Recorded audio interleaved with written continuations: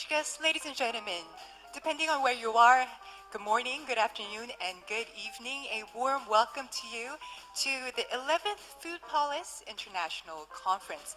My name is Callie Jung, given the honor of being your MC for this auspicious conference. Thank you very much for joining us today. The FOODPOLIS International Conference is organized by Korea National Food Cluster. It is hosted by the Ministry of Agriculture, Food and Rural Affairs, Jeollabuk-do and Iksan City to share key issues in the food and related industries. Now, the 2021, the 11th conference is held under the theme of Green Signal for Future. Food industry adds ESG. I like the pun there. We have a number of our guests here at the site, and also some of our speakers will be joining us via Zoom. We expect to pull in wisdom and expertise of our speakers as well as our participants. Now, with that said, let us now start the opening ceremony of the 11th FOODPOLIS International Conference. For the opening remarks, please join me in welcoming Mr. Kim Young-jae, CEO of the Food Industry Promotional Agency of Korea, with a big hand.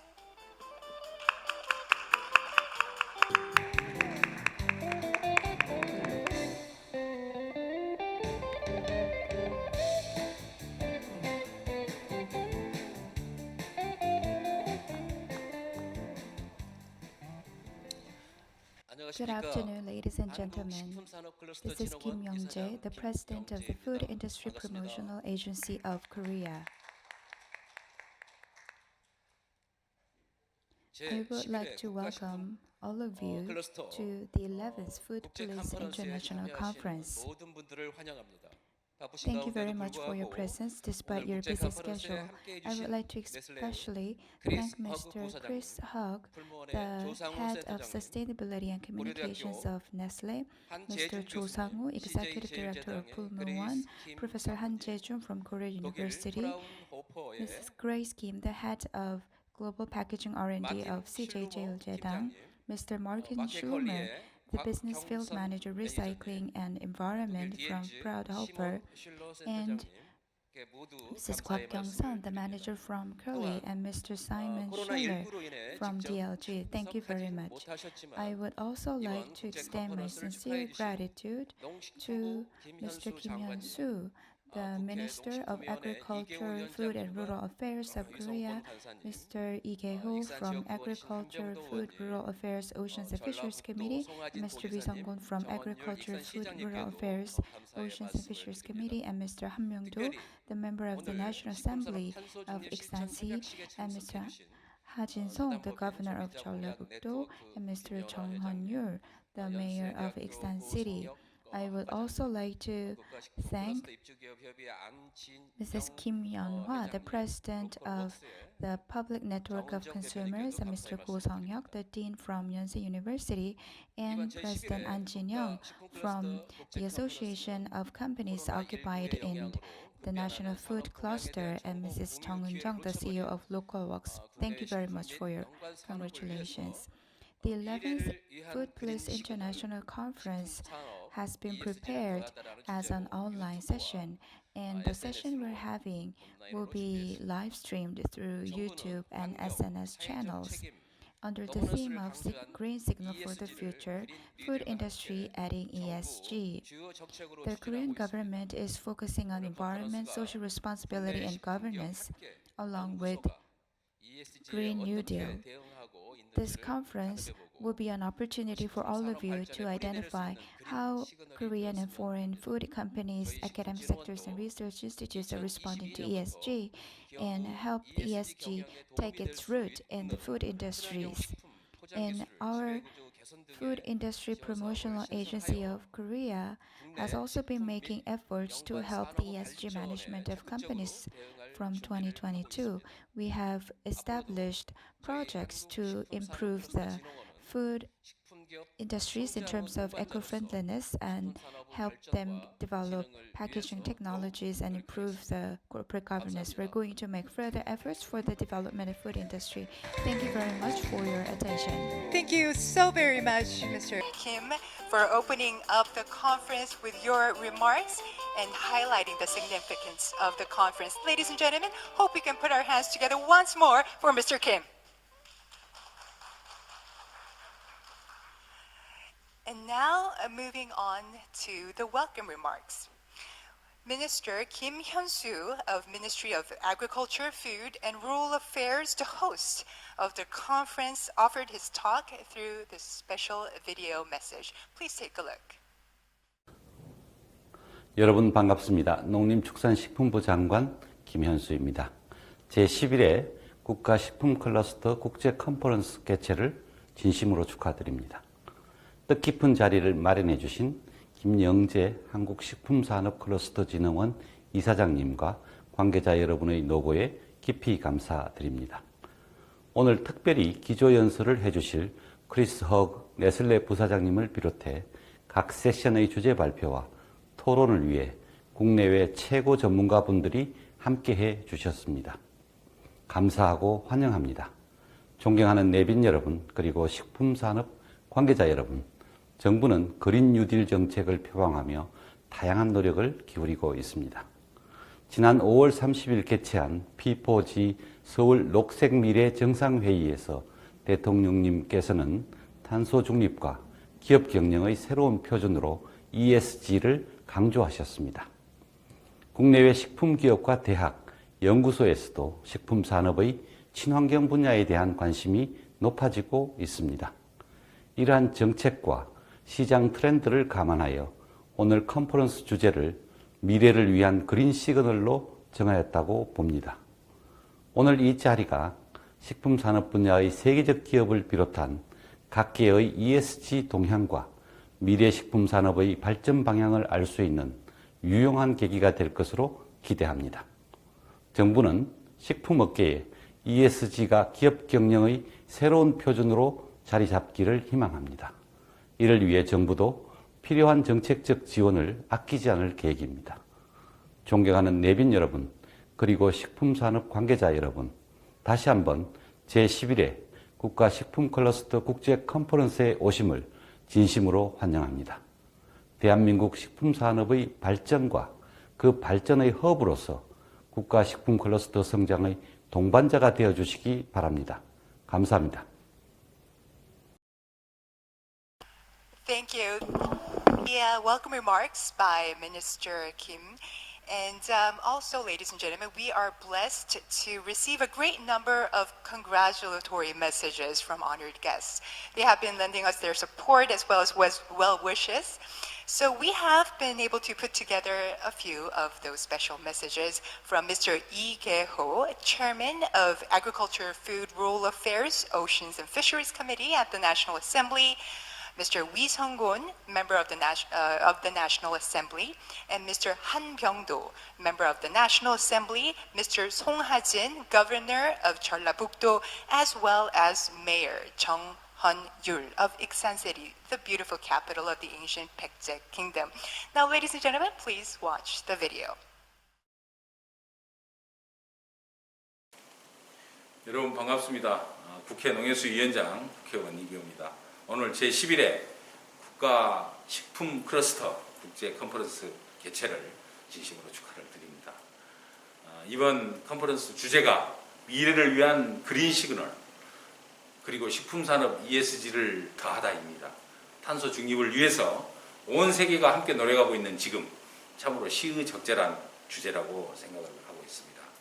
참으로 의미 있는 오늘 컨퍼런스를 통해서 우리 국가식품클러스터가 앞으로도 식품산업의 혁신 성장과 지속가능한 발전을 위해서 더 큰 역할을 잘 해주실 것으로 믿고 또 부탁을 드리겠습니다. 국회에서도 식품산업 발전을 위한 입법 그리고 예산을 통해서 적극적인 뒷받침 게을리하지 않도록 최선을 다하겠습니다. 다시 한번 제11회 국가식품클러스터 국제 컨퍼런스 개최를 진심으로 축하를 드립니다. 여러분 고맙습니다. 여러분 반갑습니다. 국회 농림축산식품해양수산위원회 간사를 맡고 있는 국회의원 위성곤입니다. 제11회 국가식품 클러스터 국제 컨퍼런스 개최를 진심으로 축하드립니다.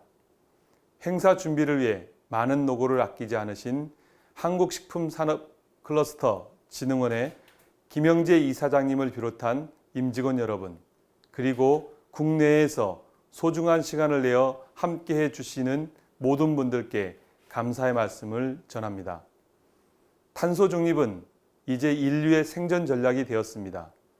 전 세계가 탄소 중립을 위해 많은 노력을 하고 있는 지금, 식품 산업의 친환경 분야에 대한 관심도도 매우 증가하고 있습니다. 오늘 컨퍼런스가 식품 산업의 탄소 저감과 지속 가능한 발전을 위한 다양한 논의가 이루어지는 소통의 장이 되기를 기대합니다. 앞으로도 국가식품 클러스터가 식품 산업의 혁신 성장에 중추적인 역할을 해주길 바라며 저도 국가식품 산업의 발전을 위해 여러분과 함께 노력해 나가겠습니다. 감사합니다. 안녕하십니까. 익산시 을 국회의원 한병도입니다. 반갑습니다. 제11회 국가식품 클러스터 국제 컨퍼런스 개최를 진심으로 축하드립니다. 오늘 행사를 준비해 많은 노고를 쏟으신 한국식품산업클러스터진흥원 김영재 이사장님을 비롯한 임직원 여러분들께 감사의 말씀을 전합니다. 최근 환경에 대한 관심 증가와 정부의 그린 뉴딜 정책으로 식품 산업의 탄소 절감과 친환경 발전이 주목을 많이 받고 있습니다.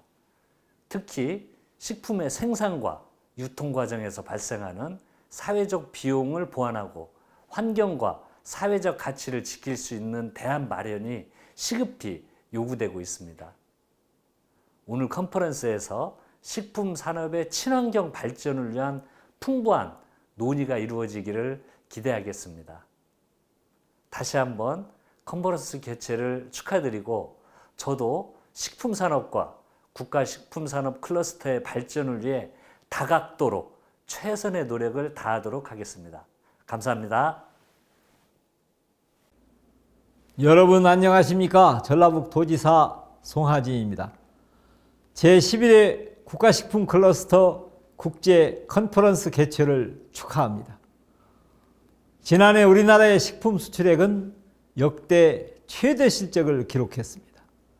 전라북도 역시 사상 최고의 농축수산식품 수출액을 달성했습니다.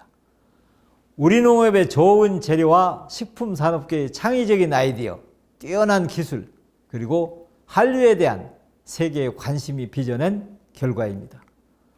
이제 여기에 ESG가 힘을 보탭니다. 올해 컨퍼런스에서는 식품산업 ESG를 더하다라는 주제로 전문가들과 함께 다양한 의견을 나눕니다. 깨끗한 환경과 공정한 사회, 건전한 지배구조의 확립을 위한 노력은 우리 식품산업의 비상을 돕는 날개가 될 것입니다. 여러분의 많은 관심과 성원 당부드립니다. 감사합니다. 예, 안녕하십니까. 익산시장 정원율입니다. 먼저 제11회 국가식품 클러스터 국제 컨퍼런스 개최를 진심으로 축하드립니다. 또한 오늘 국제 컨퍼런스 개최를 위해 헌신적인 노력을 기울여 주신 관계자분들과 바쁘신 중에도 우리 익산을 방문하여 자리를 빛내주신 모든 초청 연사님들께 감사의 말씀을 드립니다. 실록으로 눈부신 6월입니다. 이렇게 좋은 날 직접 대면하고 행사를 진행하지 못하고 온라인 행사를 개최하게 되어 매우 안타깝게 생각합니다. 하지만 모니터를 통해 세계 각국에서 자유롭게 참여할 수 있다는 이점을 전화위복 삼아 전 세계인이 함께할 수 있는 국제 행사의 장으로 발돋움할 수 있도록 노력하겠습니다.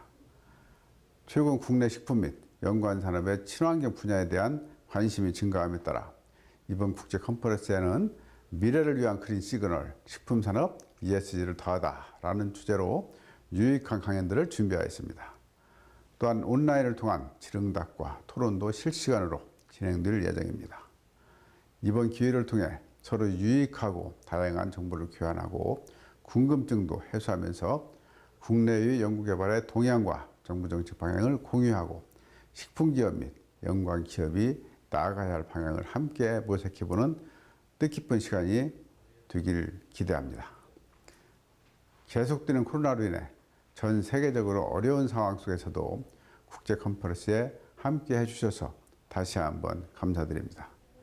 익산시는 앞으로도 국가식품 클러스터가 세계적인 식품 전문 산업단지로 거듭날 수 있도록 최선의 노력을 다하겠습니다. 감사합니다. Thank you so very much for all the well wishes. It's really wonderful to see the support and interest in the conference by our esteemed leaders. Thank you very much. Ladies and gentlemen, now it is time for a special signing ceremony. Food Industry Carbon Neutrality Agreement ceremony has been prepared to induce and spread ESG management by industry, academia, research institutes, and the government in the food industry. Now, for this signing ceremony, Mr. Kim Young-jae, CEO of Korea Food Industry Promotional Agency, Ms. Kim Yeon-hwa, Chairman of Consumer Public Interest Network, and Mr. Cho Sang-woo, Director of Pulmuon Center, Professor Go Sung-hyuk, Dean of Packaging and Logistics Department of Yonsei University, Mr. An Jin-young, President of the National FOODPOLIS Tenant Company Council, and Ms. Chung Eun-chung, CEO of Local Works, are asked to please take your position on the stage. And please, I would like to remind you to please have your mask on when you take to the stage. Ladies and gentlemen, please give them a big hand. A warm round of applause, please.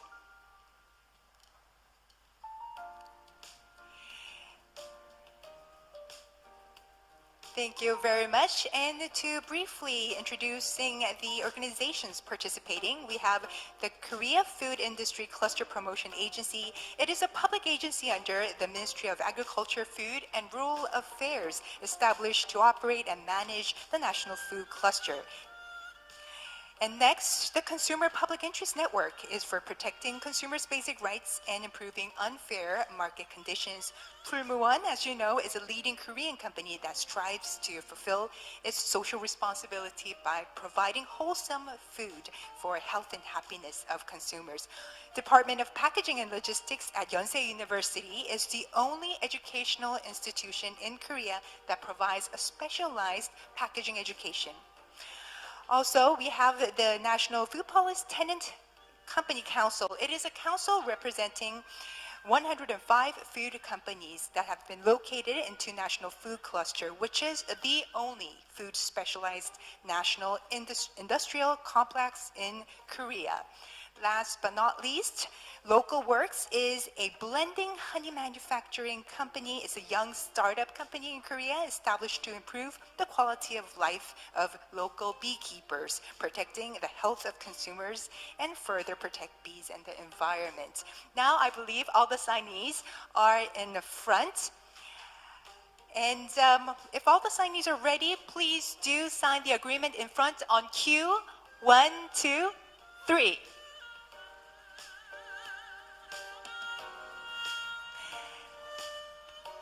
Thank you so very much. We will have a quick photo session to commemorate this moment. I would like to ask, yes, to take away the podiums.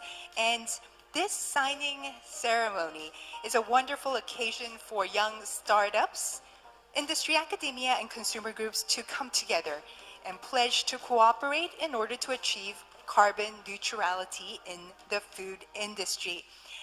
Our signees to the agreement, please hold the agreement in front and pose for the photographers. Beautiful. A quick rundown of the agreement. This agreement includes support for development of eco-friendly food packaging distribution research, cooperation in carbon reduction and resource circulation activities, education of professional manpower, and the purpose of this agreement and other matters. Thank you very much. I believe we do need a little more time for the photo session before we wrap up the photo session.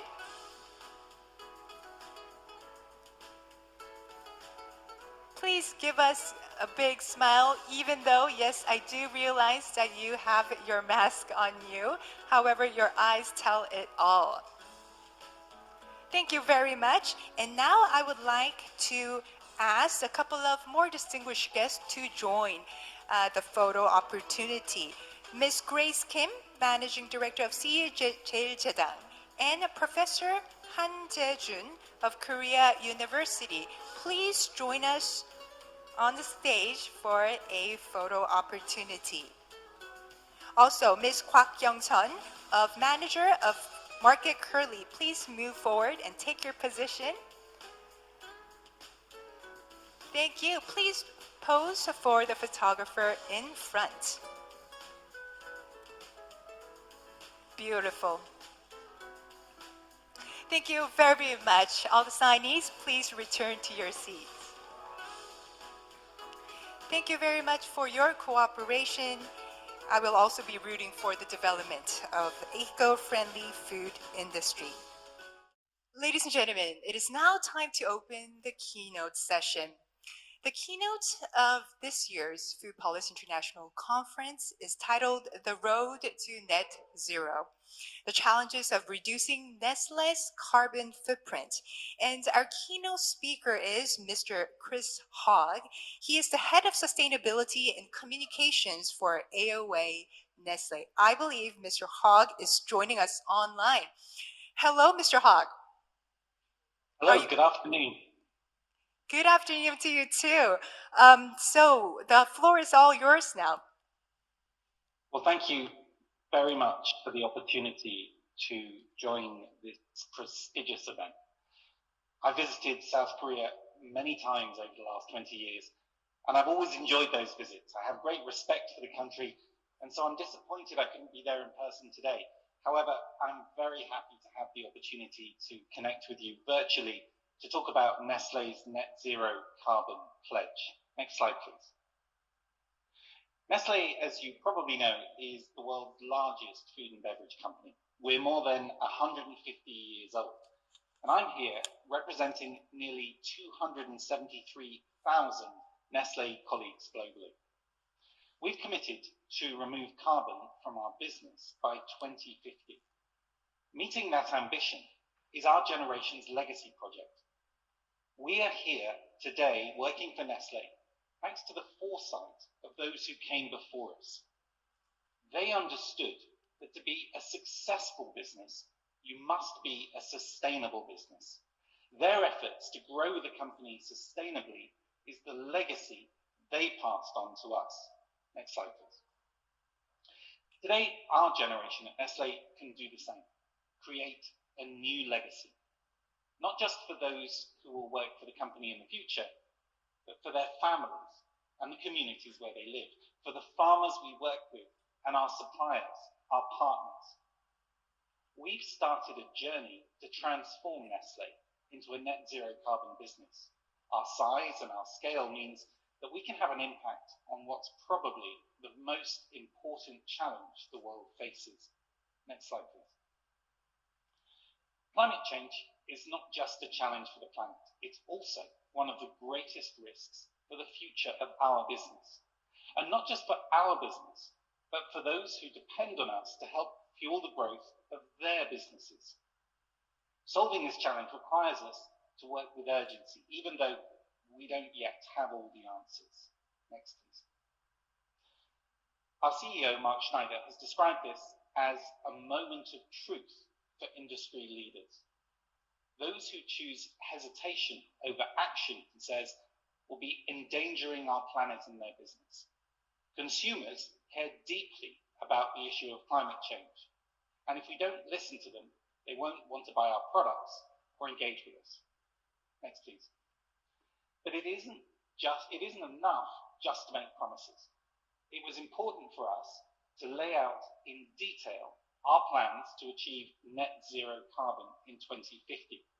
So we created the Nestlé Net Zero Roadmap, and you can see a summary of it on the screen here.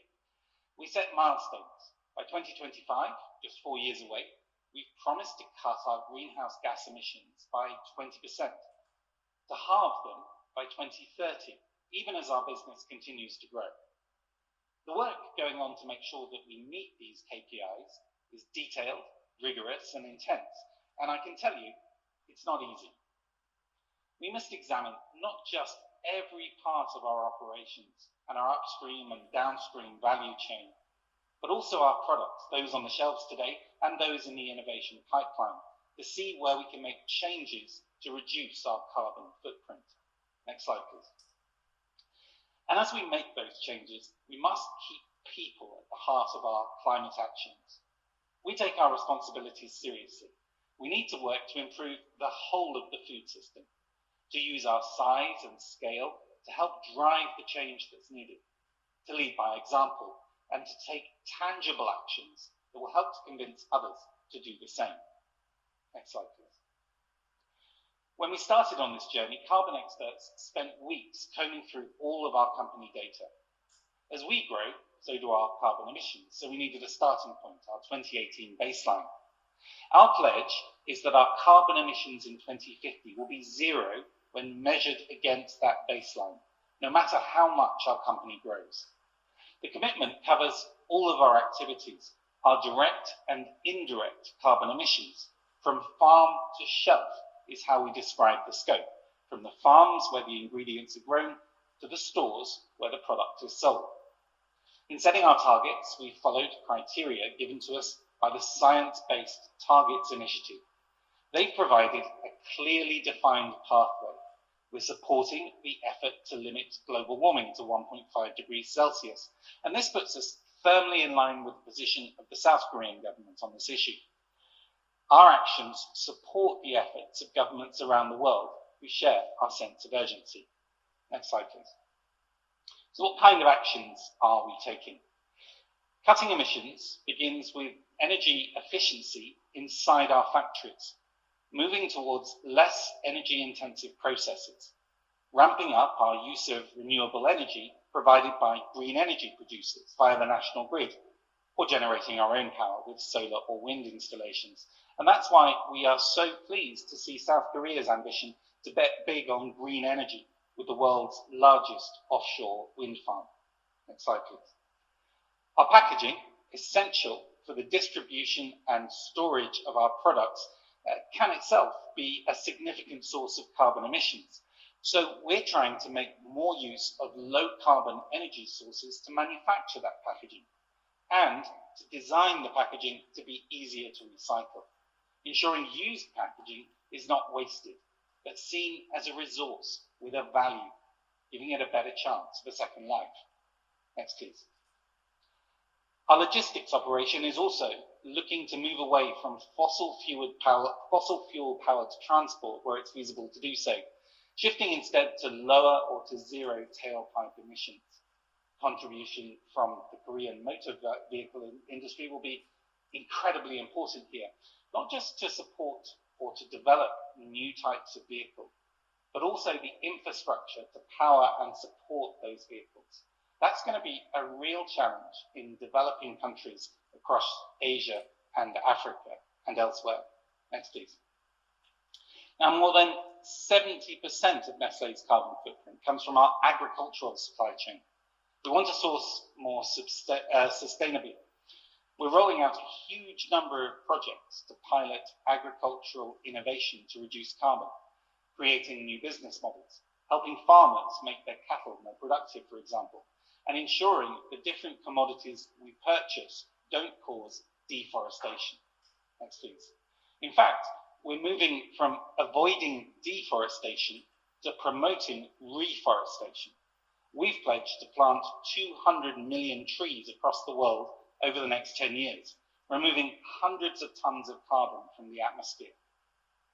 And as I mentioned, we're not just focused on our operations, but also our product portfolio. Next, please. Developing more low carbon products that are good for you, good for the planet. Our food experts have created a range of plant-based products. They are no compromise, convincing and tasty meat substitutes like burgers, sausages, chicken pieces and bacon. and new plant-based dairy alternatives. Now, we as a company are proud to offer great coffee to Koreans under the Starbucks, Nespresso, and Nescafe Dolce Gusto brands. We've pledged that every cup of Nespresso coffee will be carbon neutral by next year. And we're working hard to make sure that all the green coffee we buy is sourced sustainably. Now, I took on my current role as Head of Sustainability for Asia, Oceania, and Sub-Saharan Africa, AOA, a year ago. So I thought it might be useful to share 5 lessons that I've learned on this journey so far with all of you today. Next slide, please. The first lesson really is data. I start with data. The world today has more capacity to gather data than ever before. It's no different in the area of tackling climate change. Robust data empowers you to make sensible decisions. We have a system of financial accounting that has been around for centuries, but non-financial KPIs, sustainability KPIs, are different. We don't yet have the same level of certainty with this new field of reporting. And yet investors and other stakeholders want to be able to accurately measure our progress. So we support efforts to develop and standardize this reporting of non-financial KPIs, because better data will lead to better decisions. Next slide, please. My second observation is that there's often much discussion inside the company about how we should get this, we should drive this carbon reduction agenda. And I'm not giving away any secrets here. I think it's the same in every company working on this, I'm sure. This is new and complicated and costly. Climate projects often take time to start delivering the full benefits. Now, we're asking my colleagues in the business to fund interventions in agriculture, for example, that are sometimes based on science, but is still at an early stage. So we must balance the need for those discussions, for proper due diligence, the importance of making sure our sustainability investments are delivering maximum value, with the need to get moving and put plans into action. That's one reason why we've set out the milestones for 2025 and 2030. They help to focus everybody's minds on the urgency to get this done. Next slide, please. The third point I wanted to share with you today is the urgent need to create incentives for investment in positive climate solutions, which is on the next slide. We want to deliver low-carbon regenerative agriculture and climate-friendly manufacturing infrastructure. If the private sector gets this climate change agenda right, this will make a huge contribution to the efforts by governments to reduce the carbon footprint of their countries. But it often requires costly upfront investment. There is a return on that investment usually, but perhaps not as fast as investors would want. Or there's a risk involved in investing in a new type of technology, for example. So the more that regulators and governments can do to take away uncertainty, the more the private sector can contribute. Think of the car industry, for example. How hard was it for car producers to know when to invest more in electric vehicles? Much easier, I'm guessing, once governments started to set dates for when only electric vehicles could go on sale. Next slide, please. A fourth observation would be the need for internationally recognized standards for environmental claims. Faced with costly, complicated investments needed to transform their businesses, some companies might be tempted into greenwashing, making claims that don't stand up. But as I said, many consumers care deeply about issues like climate change. They want to be sure, though, that if they buy a product that promises to be good for the planet, that claim is fair and truthful, that behind every claim is an action that has really helped to heal the planet. People don't buy sustainability projects, they buy products. There are more than 450 different eco-labels in the world. So how are we going to help consumers work out which ones they can trust. My last is not really an observation of the challenges we face. It's more of a response to those challenges. It's a phrase I use to wrap up meetings I have with our teams across Asia, Oceania, and Sub-Saharan Africa when we're talking about our climate roadmap. I tell them, we can do this. We can solve the problems in front of us. We can find ways to finance the investment necessary. We can get a return on that investment, persuading consumers to value the actions we've taken. To me, this is the most important part of my role, to try to inspire and encourage those in any job in the company to play their part to contribute. If we're to succeed, we must transform our business from top to bottom. No one department can achieve this alone. No longer can we work in silos, the operations team, the supply chain team, the marketing team. A transformational challenge like this requires us to bring people from across the organization to work together on these projects in pursuit of our common goal.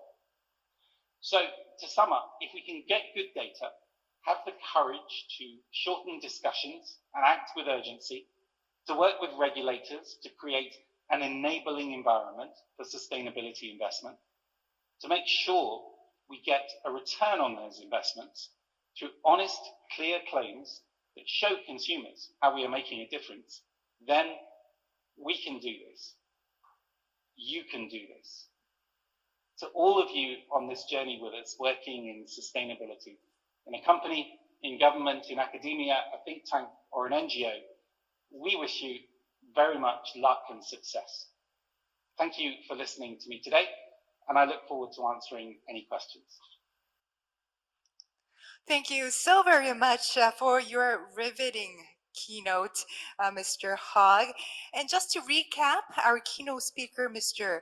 Hogg, talked about Nestlé's net zero roadmap, which includes switching to renewable electricity for manufacturing, recyclable packaging, local sourcing, planting trees, creating low carbon products, among others. He also called for action and to act collectively. Now, ladies and gentlemen, we would now move on to our Q&A. And let's turn over to Professor Shin Ge-hwa, University of Kunsan. She's joining us online. Professor Shin? Do we have Professor? Good afternoon, everyone. I'm Professor Shin Ge-hwa from Kunsan National University. Thank you very much for your insightful presentation. When Nestle produces packaging, it uses low carbon materials, and it is trying very hard to create products that use low energy. So could you give us specific examples in real life? And are you developing any new materials or new methods? We have here in Switzerland the Nestle Institute of Packaging Sciences, which is working on novel materials. We also work with partners on this. Look, I think the way I would answer that question is actually just to take a couple of minutes to explain our packaging strategy. Part of it is, yes, trying to move towards monomaterials, because monomaterials for us is one of the best ways. So monomaterial polymers is one of the best ways that we can make our products more easy to be recycled. Another option, of course, is moving to paper. Although moving to paper is often costly, and it often causes us challenges, particularly in some of the more warmer climates in Southeast Asia, for example, because we need that paper to give us an adequate barrier so that we can keep the product safe. So, you know, these are the challenges. But so as a result, we have different pillars to our packaging strategy. I mean, one is to overall try to reduce our use of packaging material. It makes most sense to try to put less plastic into the environment. So that can be things like removing unnecessary plastic lids, or eliminating plastic accessories like forks or eliminating plastic layers. Then the other really interesting area where we are still at an early stage is looking at alternative delivery systems. And these can be systems where, for example, we offer the consumer the opportunity to reuse a container. So we've got pilots going on in Europe and also coming to Asia and to Oceania on that. Refillable containers, in-store dispensers, that kind of thing. In terms of, I've mentioned monomaterials. We've also, for example, we're very proud to have eliminated plastic straws across all of our portfolio and replaced those with paper straws. But then we also see a responsibility, particularly in the geographies that I look after, to support the infrastructure to shape a waste-free future. So what that means is finding ways with partners, with government, with local councils, with other companies to support the development of recycling infrastructure. And finally, of course, encouraging recycling behaviors, making sure that on our packaging, it's absolutely clear to you as a consumer, what is this made of? How do I recycle it? And looking at ways through apps and things like that to really make that act of recycling as simple as possible. Thank you very much, Professor Shin, for that excellent question, and Mr. Hogg for answering in such an in-depth manner, even though we have asked you the question on the spot. And now let us turn over to Professor Lee Eun-jung of University of Korea Polytechnics. She's joining us online. Professor Lee? Professor Lee. Yes. Thank you for your wonderful presentation. I'm Eun-jung Lee from Korea Polytech. Your net zero roadmap is great. It's very interesting. Thank you. Does this plan include any company and communication outreach plan to improve consumer awareness on reducing carbon?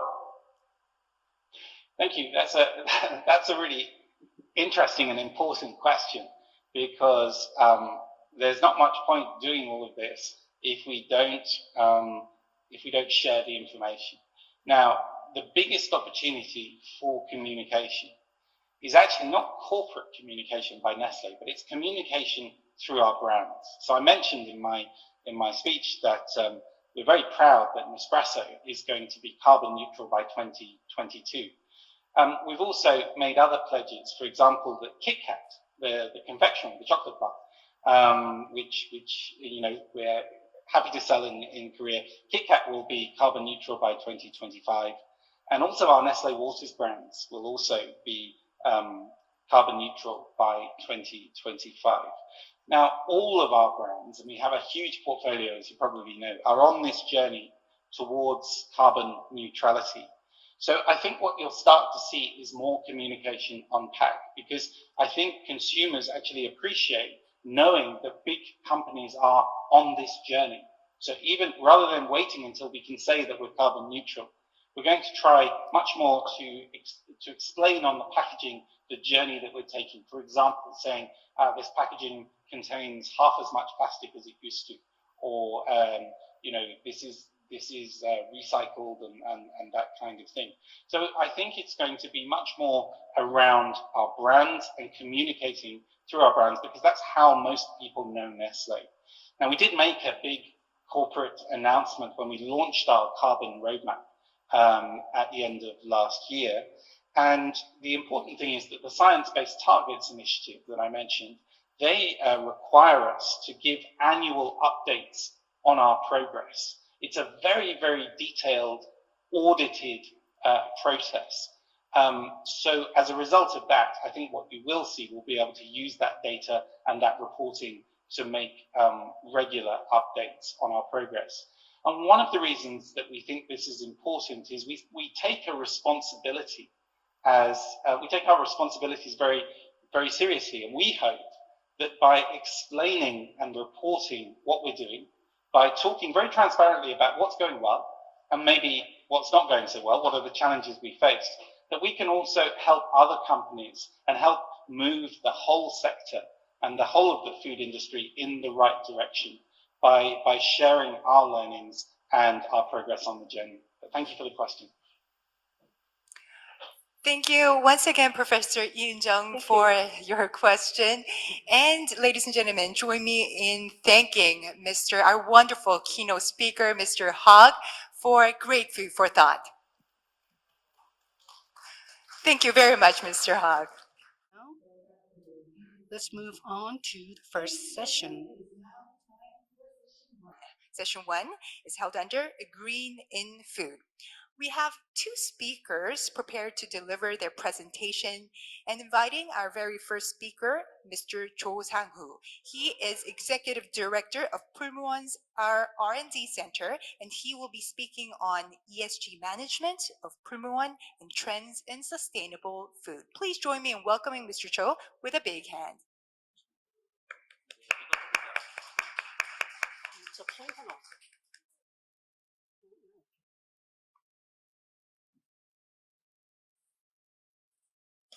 네, 안녕하세요. Good afternoon, everyone. Let me take off my mask for better delivery of the presentation. As we are talking about climate change, carbon neutrality has become one of the most important topics we need to discuss to keep up with the time. So it is my great pleasure to be with you in this meaningful conference. And I'd like to thank the Food Police for giving me this great opportunity. Today, my topic is ESG management of Pulmuon, and I'd like to briefly discuss the trends in sustainable foods as well.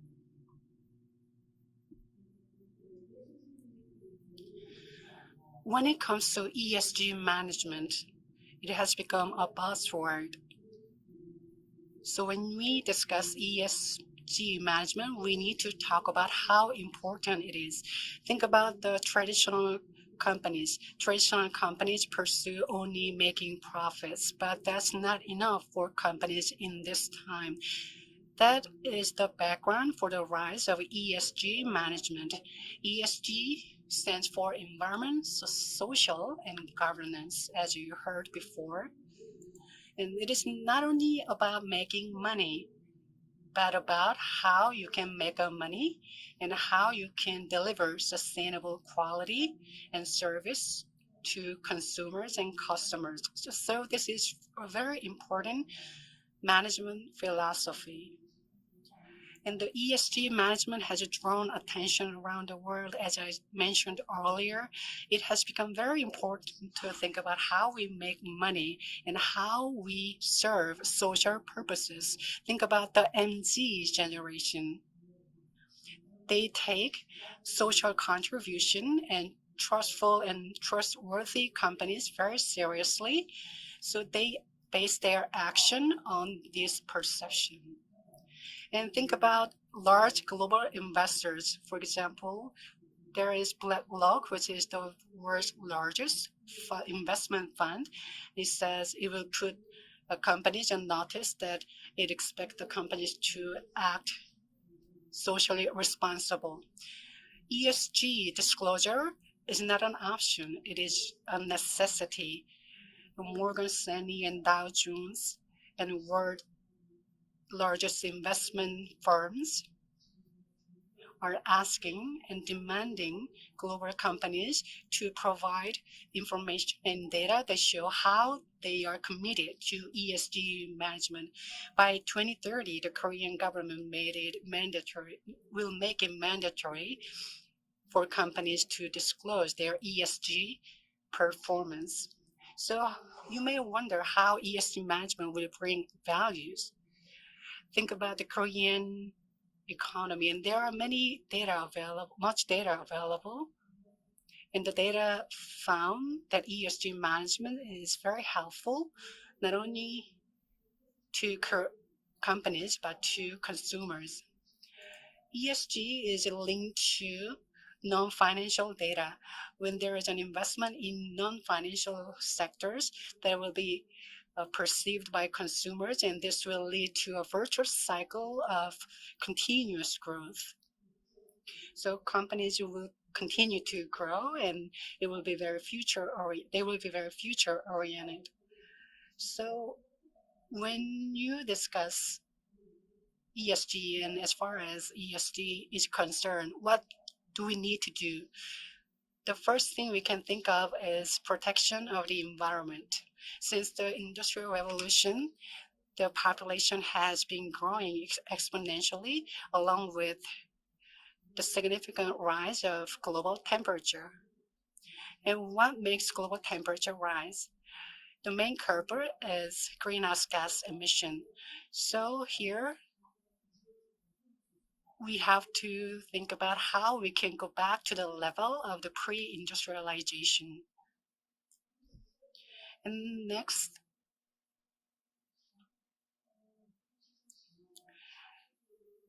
passing the Industrial Revolution, the society has been growing very quickly and fast.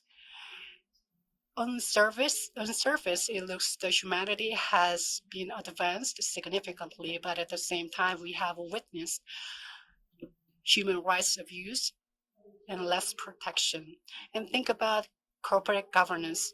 Not every company is ethical, but ESG management emphasizes that companies have to behave virtuously. So now let me briefly introduce you what ESG management means to Pulmuon. Pulmuon was founded back in 1984, and our mission is based on LOHAS, and we are trying to make nature and people happy together. So our mission is to become a LOHAS company that loves nature and people together. So in 2007, we formed an ESG committee, and for 4 consecutive years, we were selected as the best ESG company in the food industry in Korea by KCGS. We are not tipping the scale improperly to one sector. We are trying to incorporate ESG spirit across the corporate management. In terms of environment, as we just heard from the keynote speaker, reducing plastic is very important. So we are doing everything we can to reduce the use of plastic so that we can better protect the environment. We are a manufacturing company in a way, but we also have to look at the issue from a consumer's perspective. That means we have to come up with a better way to recycle plastic and a way to minimize the use of chemicals. So we came up with 3R policies: reduce, recycle, and remove. And every year we update our policy standards. And at the end of the last session, we will hear from Ms. Simon.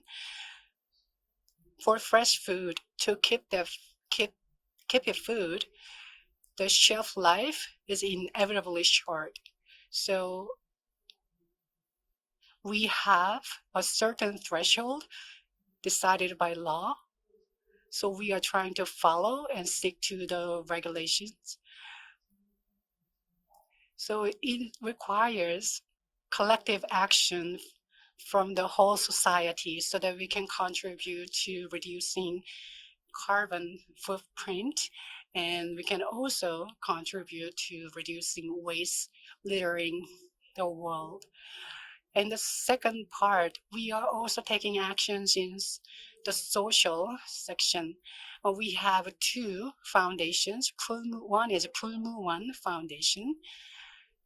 Aside from our corporate activities, we invited experts to better organize our activities in this sector. Lastly, in terms of governance, these are the activities we have been doing. We have a board of directors, and that include that includes independent directors. The graph on the screen should be updated. Some of the numbers are not correct. And this year, 8 out of the board of direct members are outside directors, independent directors. And among the publicly listed companies in Korea, the rate is the highest. And we also value and champion the gender equality. So 3 out of 8 independent directors are women. And if you look at our board of director system, you can see there are many committees under the BOD, and the committee's role is to monitor Pulmuon's corporate activities so that they can ensure and make sure Pulmuons continue to commit to ESG management. So now you may wonder how ESG activities can contribute to carbon neutrality and how it can contribute to a company like Pulmuon and broadly to the food industry. The population is growing fast. The global population is almost reaching 7 billion or 8 billion this year. And with convenient transportation, development of transportation, people movement has fastened, as you can see on the graph. So since the Industrial Revolution, global temperature has continued to rise, and human activities have contributed to the rise. And in recent years, we have come up with measures to keep the global temperature rise in 1.5 degrees below the pre-industrial revolution level. So everyone needs to act. And professors of Oxford University published this data in 2018. On the planet, 26% of the greenhouse gas emission comes from food and food production and growing food. And 60% of the 26% comes from animal products. If we can shift to plant-based, or if you can use microorganism to replace animal-based products, things really different.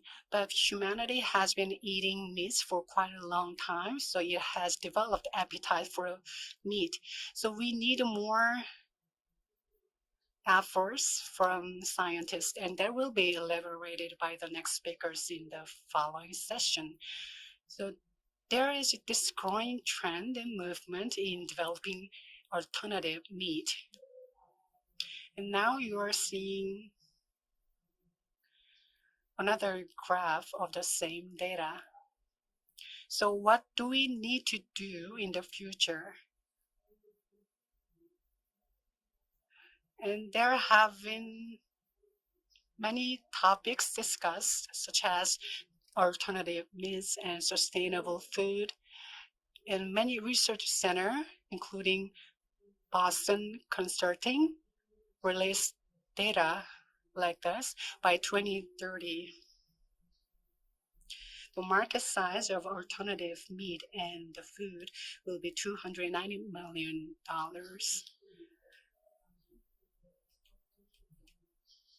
By 2025, $72 billion will be the market size. This is the equivalent to the CO2 emission from Japan. So this market is huge. Another research found by 2030, the whole meat market is 140 trillion won. The market size is 140 trillion won, and by 2022, the market size will be more than 1,000 trillion won. So this graph shows a bigger market size. Maybe a couple of months ago, IFT published top 10 trends in the food industry. One of the top 10 trends was a plant-based food. That includes alternative meat or seafood or algae alternative. So by 2024, the market size will be 7 billion. So depending on which category or which scope you choose, the market size will be different and vary, but on average, it will be ranging from 7 billion to tens of billions. So as we are moving toward the future, we can realize and learn that ESG management will help us thrive in this market. So I hope many Korean companies can keep up with this trend. And Korean and international companies are developing many products that can be alternatives to traditional food. And I searched these online. And if you have time, I recommend you search these products online. So I will be very brief here. And Beyond Meat represents the largest plant-based market. It is available in the Korean market as well. And plant meat doesn't taste like meat blood. And that is very refreshing. And there's another example called Impossible. And it is one of the ingredients that goes into burgers. And next example is cell culture-based meat. This is another example of upstream production. And it used to be called Memphis, but now it is called upcycled meat. And future meat is produced in Israel. And this is a chicken breast. 100 grams of this costs only a few dollars. Another approach is using fungi or a microprotein. If you use this ingredient to make food, it tastes like chicken breast. Quorn is a British food company. If I understand correctly, it became a multinational company, and Shinsegae Group in Korea is cooperating and partnering with this company to make this food available in the Korean market or on the Korean shelf. Next example is Just Egg or Just Mayo. These are also plant-based. They are dairy products. And in Singapore, this company earned a certificate, and for the first time last year, it made this plant-based product available in the market. This is a very future-oriented company. Next example is oats. This is an alternative to milk. There are other examples of dairy products. One example is Find. It is made from fungi. It tastes like ice cream. Next category is seafood. Nestle is the world's largest company, as you just heard, and Nestle developed a product called Vuna. It's plant-based product that tastes like tuna. Another example is Blue Narrow. The company is based in California, and there is this specific species of fish that is most consumed in the US, and the company is expecting to earn and obtain a certificate from a relevant authority by the end of this year. And Pulmuon is competing against this company. And cell culture based is one option, but plant-based is more popular for seafood. And ocean harbor food is using tomatoes to make sushi, raw fish sushi. And the next slide shows another example. Another interesting example is Clara food. It is using fermented yeast. It is also an alternative to eggs or other daily dairy products. And it tastes like meat. It gives meat flavor. Looking into the Korean market to reduce 14% of greenhouse gas emission from the dairy industry, they are having many ongoing activities to reduce the emission. And this tofu is not animal protein source, it's plant-based originally and inherently. So Pulmuon introduced tofu noodle last year. And we also introduced yogurt free of dairy. And another example is ramen, instant noodle. It can be called HMR product.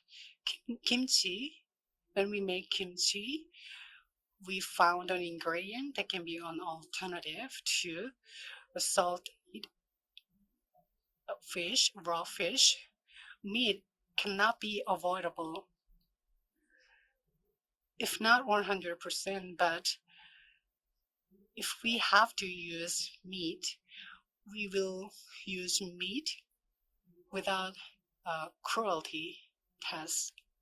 According to some reports,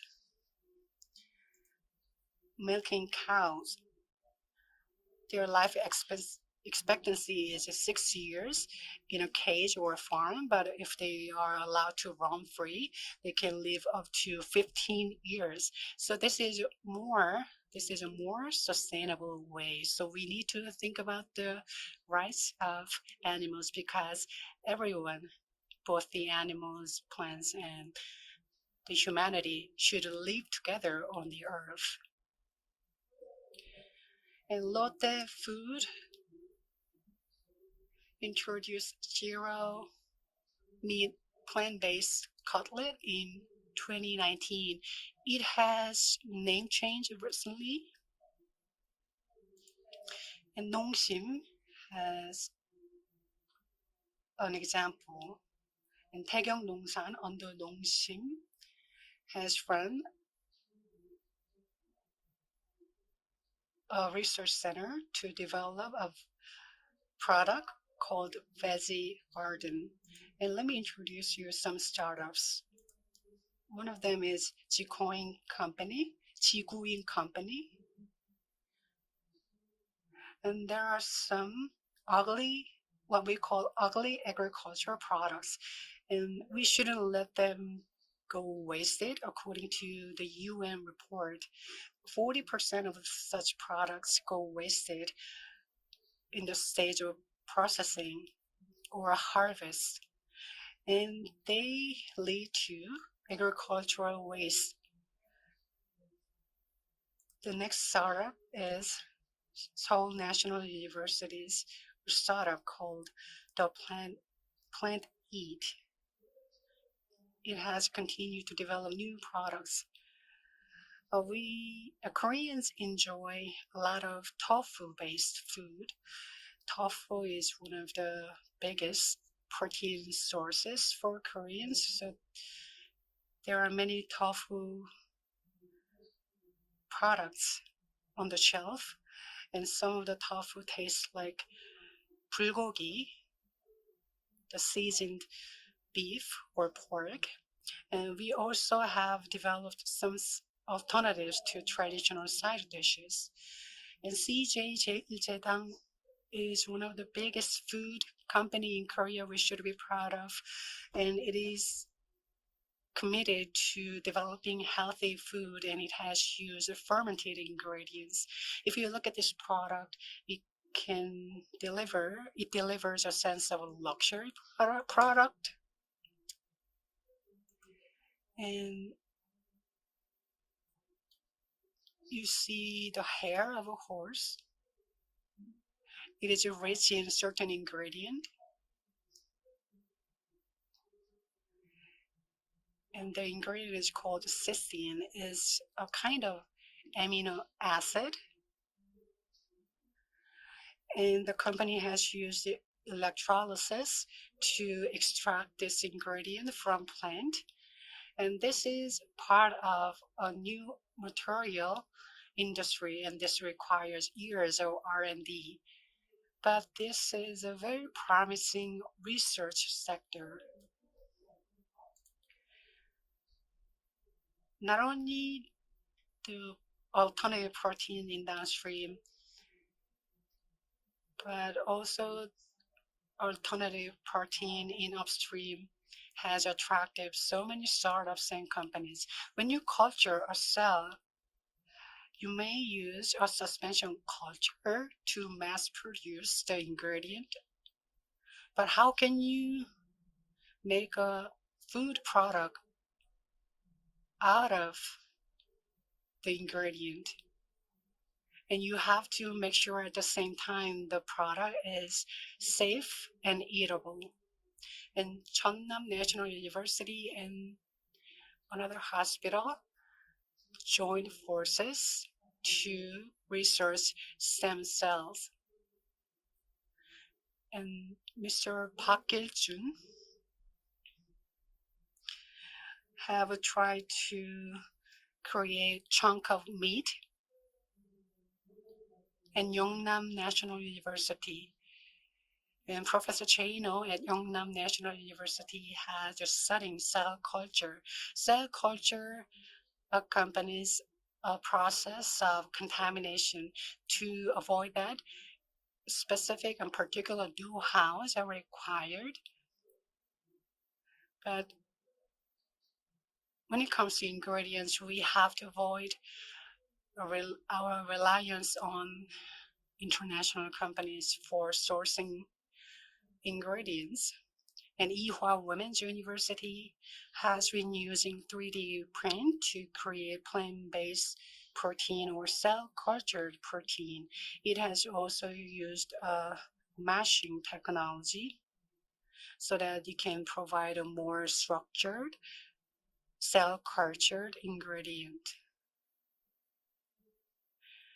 And with that, I'd like to conclude my presentation. Thank you for listening. Mr. Cho, for your excellent talk. Mr. Cho's presentation really goes to show Purmuon's leadership in this ESG key mission areas. He talked about in his presentation protein transformation, and it's a good segue into our next presentation because I believe our next speaker, Professor Han Jae-jun of Korea University, would shed light on the technology side of that development. Ladies and gentlemen, please welcome Mr. Han Jae-jun, who will be speaking on domestic and foreign research and technological trends about alternative meat. 예, 안녕하세요. 저는 고려대학 Good afternoon, ladies and gentlemen. I am Han Jae-jun from Korea University. Today, I'm going to explain about domestic and foreign research and technological trends about alternative meat for 15 minutes in an easier way for you to understand. This is the content of my presentation. At first, I will explain about the background information of meat alternatives, and I'll explain about international research trends and domestic research trends of meat analog. And lastly, I would like to explain about the future direction to be taken by the research on meat analog. First of all, why do we need meat analog? As you know, For now, population is increasing, and across the world, many people know that meat is tasty. So every year, the meat consumption amount is increasing. In the near future, of course, the meat consumption amount will exceed the amount of meat supplied to people. That is why we need meat substitutes. This is the background information of meat analog. In regards to meat analog, we have beef, pork, and chicken. These are called real meat. And why are we going to be lack of real meat? There are several reasons. In the future, people engaging in livestock industry will decrease, and also there are environmental issues. Also, there are issues related to the animal welfare and ethics. This is why we and many scholars have agreed and announced that we need meat analog.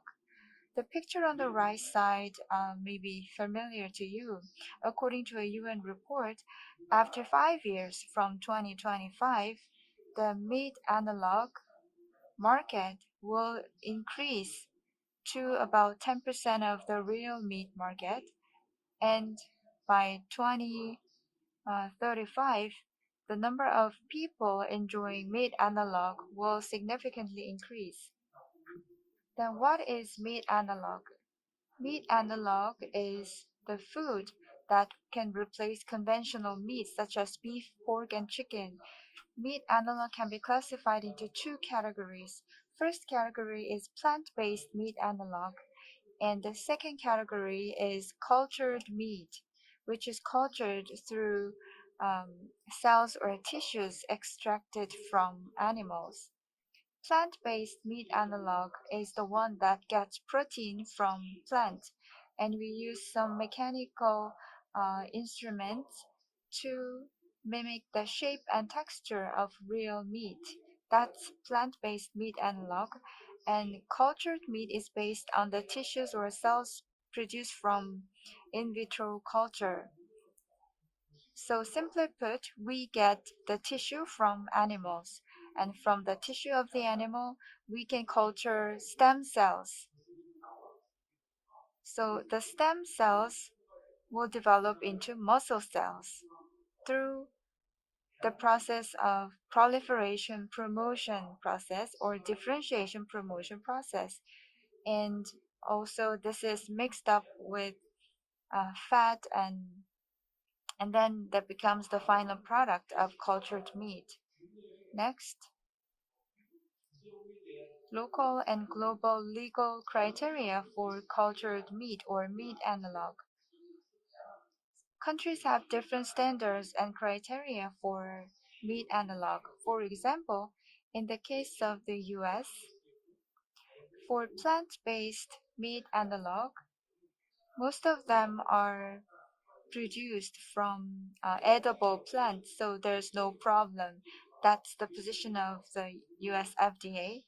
And the US FDA and US Department of Agriculture are cooperating with each other to come up with the regulations on supervision of the meat analog.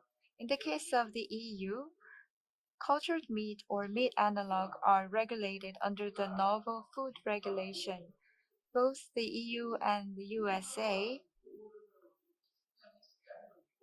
put limitations or restrictions in the use of the name meat in the meat analog. But in the case of Korea, we don't have clear regulations or guideline on meat analog. This is why we are lack of safety related regulations or additives related guidelines on meat alternatives, meat analog. And such regulations are soon going to be drafted by the Korean government. Here, this is the comparison between real meat and meat analog. The price of real meat will continue to increase, and there will be a limitation in the mass production of real meat. In the case of meat analog, the price is high, and it is technically difficult to mass produce meat analog. In the case of plant-based meat analog, the ingredients are cheap, and it's possible to mass produce plant-based meat analog. So they have both advantages and disadvantages. In terms of environment and animal welfare and ethics, there are many problems related to conventional real meat, but in the case of cultured meat or plant-based meat analog, they are relatively free from environment issues or animal ethics issues. In terms of health, if we take a nutritional approach, meat analog is composed of protein that is totally different from animal protein. So there could be some imbalance of nutrition. And research, there are many researches on the meat analog from the perspective of nutrition, and such research will continue. And in terms of consumer preference, cultured meat or plant-based meat analog are not really able to satisfy the consumers as much as their satisfaction with conventional meat, because consumers find the meat analog less tasty compared to conventional meat. And I'll explain about the international research trends on meat analog. Recently, for the last 30, we have looked at the international research trends on meat analog for the last 30 years. The first topic is the source of protein. Previously, they used wheat, soybean, or pea, and used mechanical instruments to create plant-based meat analog. But according to the recent studies, in order to eliminate the image or flavor of bean, they're using other technologies. For example, they use mung beans, and also they use microorganism to create the protein. And there are also microalgae and other seaborne organisms that are being used for creating meat analog. The second category is related to the research on process technology. As for plant-based meat analog, mechanical instruments can be used to realize the texture of the meat analog. For example, they use extruder to create plant-based meat analog, and some companies use shear cell technology to create meat analog. In using these process technologies, depending on how they operate the technologies, the texture and taste of the meat analog could become different, and there are researches on this topic. The third international research topic is how to realize the taste and flavor of meat, which is very important. The ingredient of plant-based meat analog is bean. There are many efforts to eliminate the unique flavor of plant-based meat analog. So a lot of research is going on for this third topic. And an issue with the plant-based meat analog is that it's difficult to realize the blood taste. So in order to realize the blood taste, they're trying to get the hemoglobin. They're trying to get hem from the plant hemoglobin. And as I explained before, this is the research on plant-based meat analog. Previously, protein from wheat, soybean, and pea were studied. and the protein created by microorganism and the protein from seaborne plants have been actively researched. And the second part of process technology. If you look at the picture in the middle, this is the technology you can use, for example, extrusion method to get the protein from plant. In the case of the vegetable protein, they have the shape of the round globe. If you apply water and high pressure and high temperature, then the arrangement of the protein will become longer. So you rearrange the molecular structure of protein and you induce them to be bonded in a different way to create the plant-based meat analog. This is the extrusion method. And some research teams in the EU are using shear cell technology to create fibrous protein structures. And third research theme is this one. The third topic is to realize the taste and flavor of real meat. For example, removing the unique flavor of plant-based meat analog, and they're trying to extract the flavor preferred by consumers from plants and realize that as the taste of meat. According to statistics, consumers said that they hate or they have negative opinion about plant-based meat analog because the biggest reason was that they are not tasty.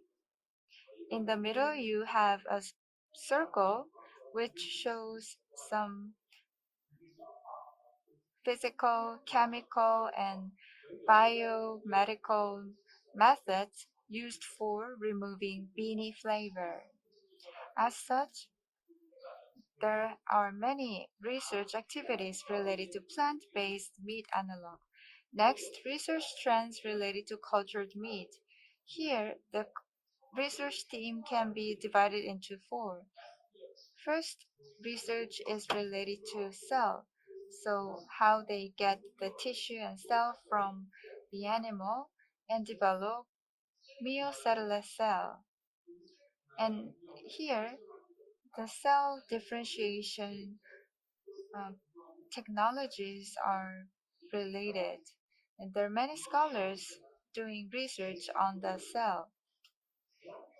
And second research is related to culture medium or bioreactor. Culture medium is expensive because on this culture medium,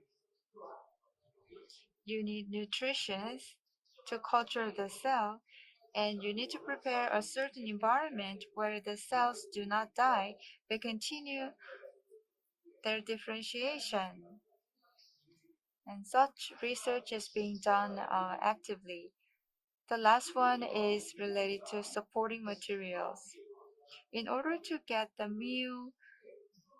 fibrous cell, there should be a certain shape or structure of the cells to be realized. So scaffold can be used.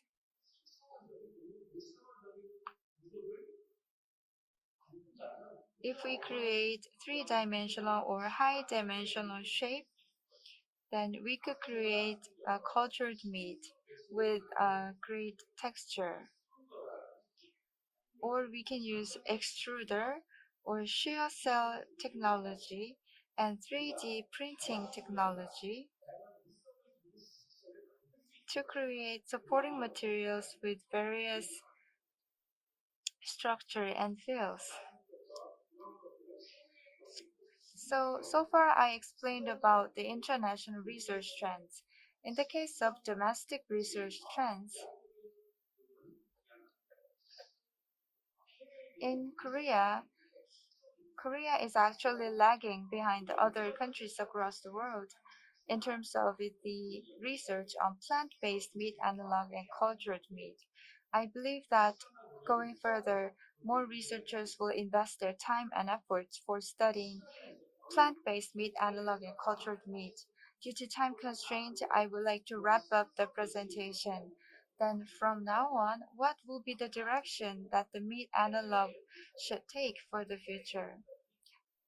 According to the overseas research practices and trends, many Korean researchers should make more efforts for researching plant-based meat analog and cultured meat.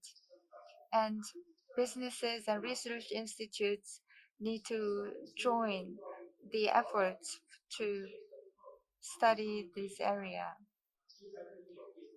This will be all for my presentation. Thank you very much for your attention. Professor Han, for your eye-opening presentation. We'd like to ask you to please do stay on because we're going to proceed to Q&A session. And for that, we'd also like to ask Mr. Cho Sang-woo to take to the stage for the Q&A session. Okay, now, so we are going to first take questions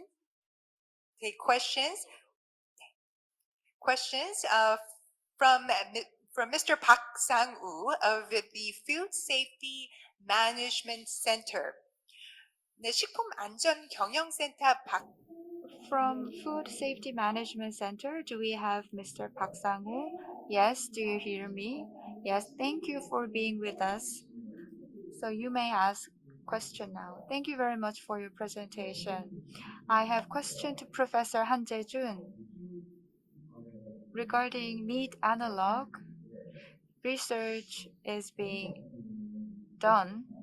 In the case of meat, there's not only protein, but there is the relevant amount of vitamin. And what about the research on vitamin and other elements in the real meat?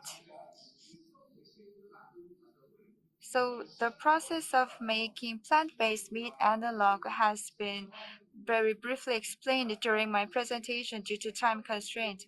As you mentioned, when we make plant-based meat analog, protein is the very basic element we need to realize.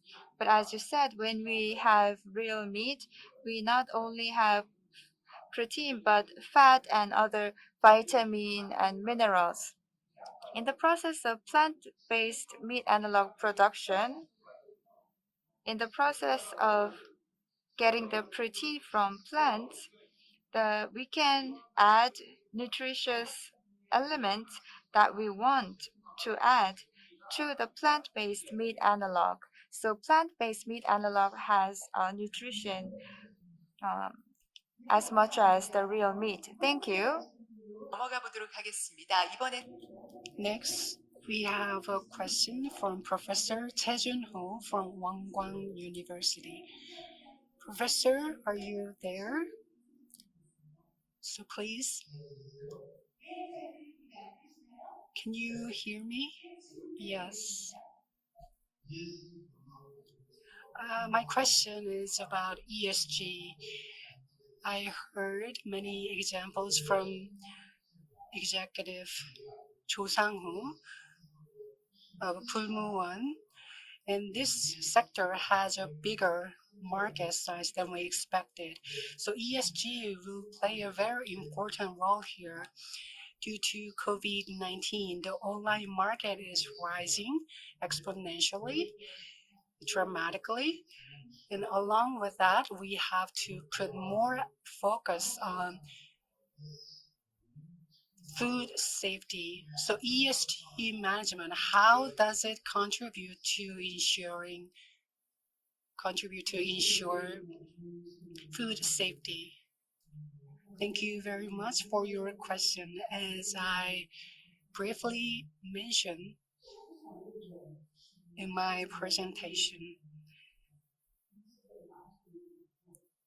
We cannot remove 100% of carbon footprint of the food industry, but we need to do as much as we can. As Professor Han Jae-jun said before, we can take different approaches. The one thing I would like to point out is to reduce carbon emission. The UN has come up with many activities and mandate, and one of them is to reduce food waste.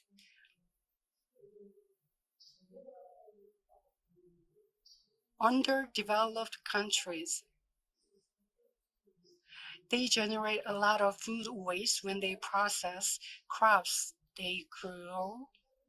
But in Korea, food waste is generated in the stage of distribution. So there's this difference between developing countries and advanced countries and underdeveloped countries. Many of you may throw away products you kept at your fridge when its shelf life is expired, but there have many changes in relevant laws and regulations, and the government is pushing you to take a closer look at how to keep your food longer. So as I said earlier, the regulation specifies that fresh food should be kept at 10 degrees Celsius, but the number will be lower to 5 degrees Celsius. And that will be part of the efforts to make sure food safety. And it can also contribute to reducing food waste, and it will lead to less carbon emission. Speaking of the freezing temperature,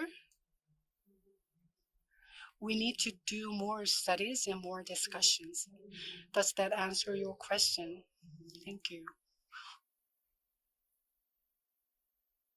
Well, I guess this is a beauty of live conference. Thank you very much, Mr. Cho and Professor Han, for the lively Q&A session. And with this, we would like to wrap up session 1, Green in Food. Let's move on to the second session of the conference. Ladies and gentlemen, it is now time for session 2, Green in Packaging. And for our first speaker, we would like to invite to the stage Ms. Grace Kim, Head of Global Packaging R&D at CJ 제일제당. Ms. Kim will be speaking on global packaging technology trends and CJ's effort to achieve circular economy. Ladies and gentlemen, please join me in welcoming Ms. Kim with a big hand. Thank you so much. Hi everyone. My name is Grace Kim. I work for CJ, and today I wanted to talk to you a little bit about the global packaging trend, technology trends, especially in sustainability, and also our CJ effort to achieve the circular economy. Before we actually getting into a little more details on the main topics, I wanted to talk a little bit about CJ 제일제당. Wanted to introduce a little bit about CJ. CJ is the #1 food company in Korea. We are actually rapidly expanding to the global locations.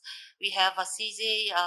We are part of the CJ group, which actually has 4 different business sectors, and now we are in the food and food services area.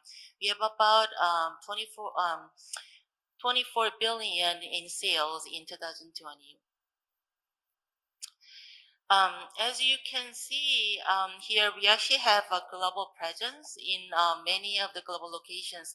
That's including the U.S. as well as Germany and Australia and Brazil, and also some of the Asian markets in China, Japan, and Vietnam.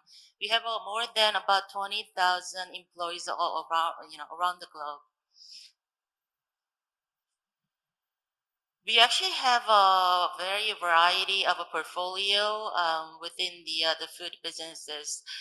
We are actually developing our products based upon the market trends and also the consumer needs.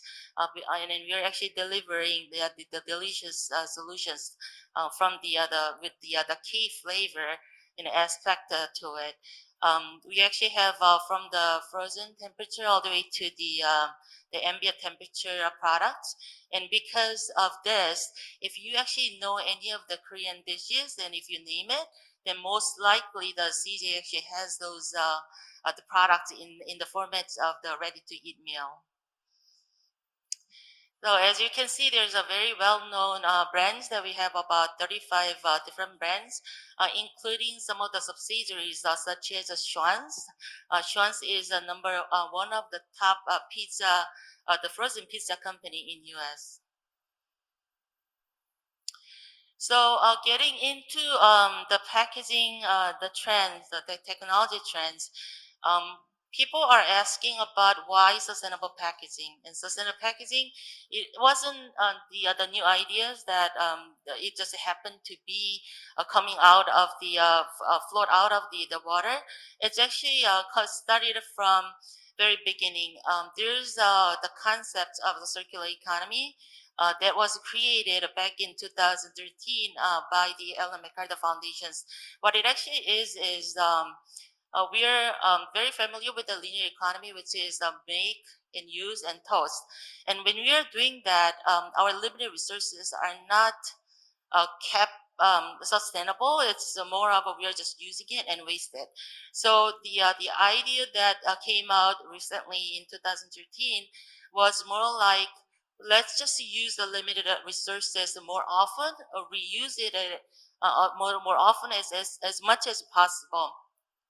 And also the UN actually first raised the environmental issue in 2015 as it's not just one part of the environmental issues, it's more for the global issues that we need to watch out, and followed by a lot of activists coming out on board this, and the CPG company felt the responsibilities, and they actually put a lot of efforts to reduce the use of a plastic and reduce the waste.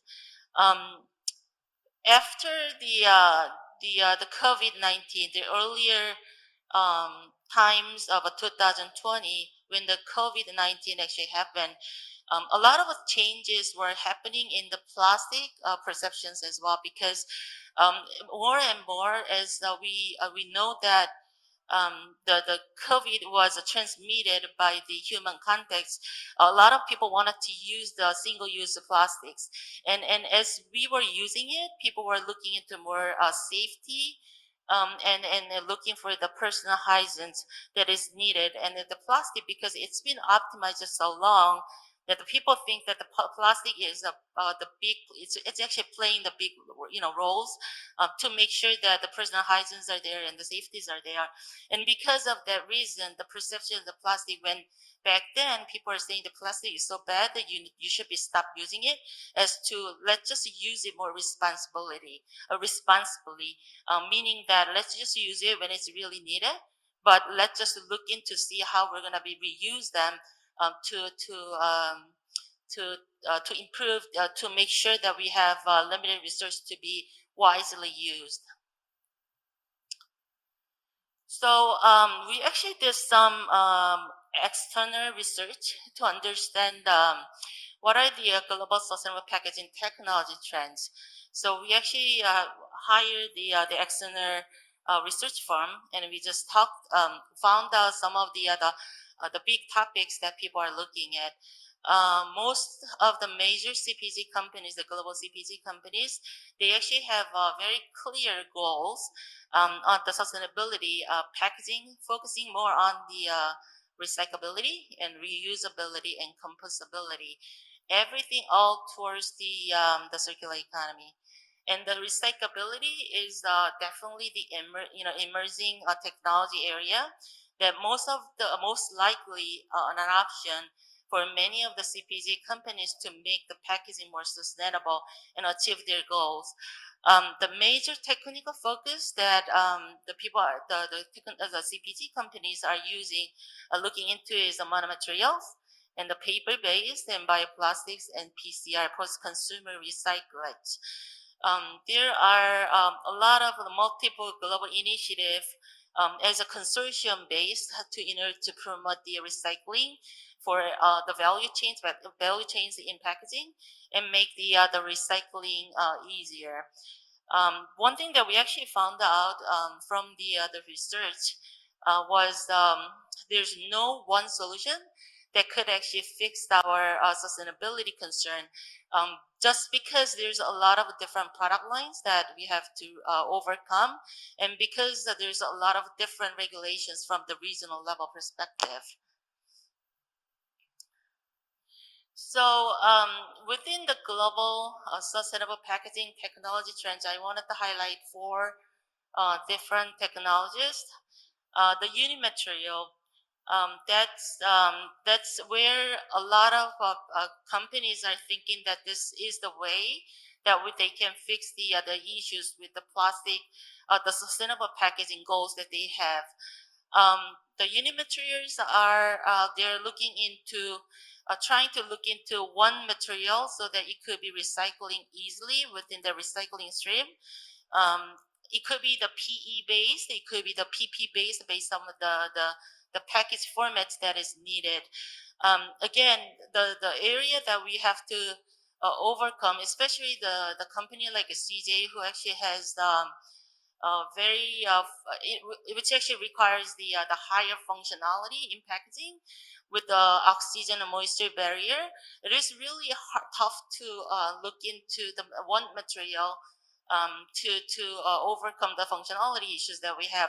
However, there's a technologies in global locations where they develop it so that they could deliver the enough barrier properties so that they can make sure that the quality of the products are there and the safety of the products are there. There's some of the examples that that they might have to compromise on the shelf life because of the needs of barrier properties for monomaterial, but that's something that everyone think that this is the way to go, even if we compromise a little bit on the convenience side or the shelf life perspective. The other technology trends that I wanted to quickly introduce is the PCR technology, the post-consumer recycling materials, and more the companies, especially for the chemical companies and CPG companies, they're trying to look for the solutions for the plastics, like alternate solutions to plastic. Oftentimes it's really hard, it's very difficult because most of the packaged good products require the functionality that is needed. And again, the plastic was optimized so long that it's cheaper solutions, and also it's the functional solutions. When it comes down to the circular economy aspect of it, I guess the visions for the circular economy is let's use the limited resource wisely. So when it comes down to the post-consumer recycling material, that means that you use the ones and you recycle it again, and then you reuse it to the same formats of the products.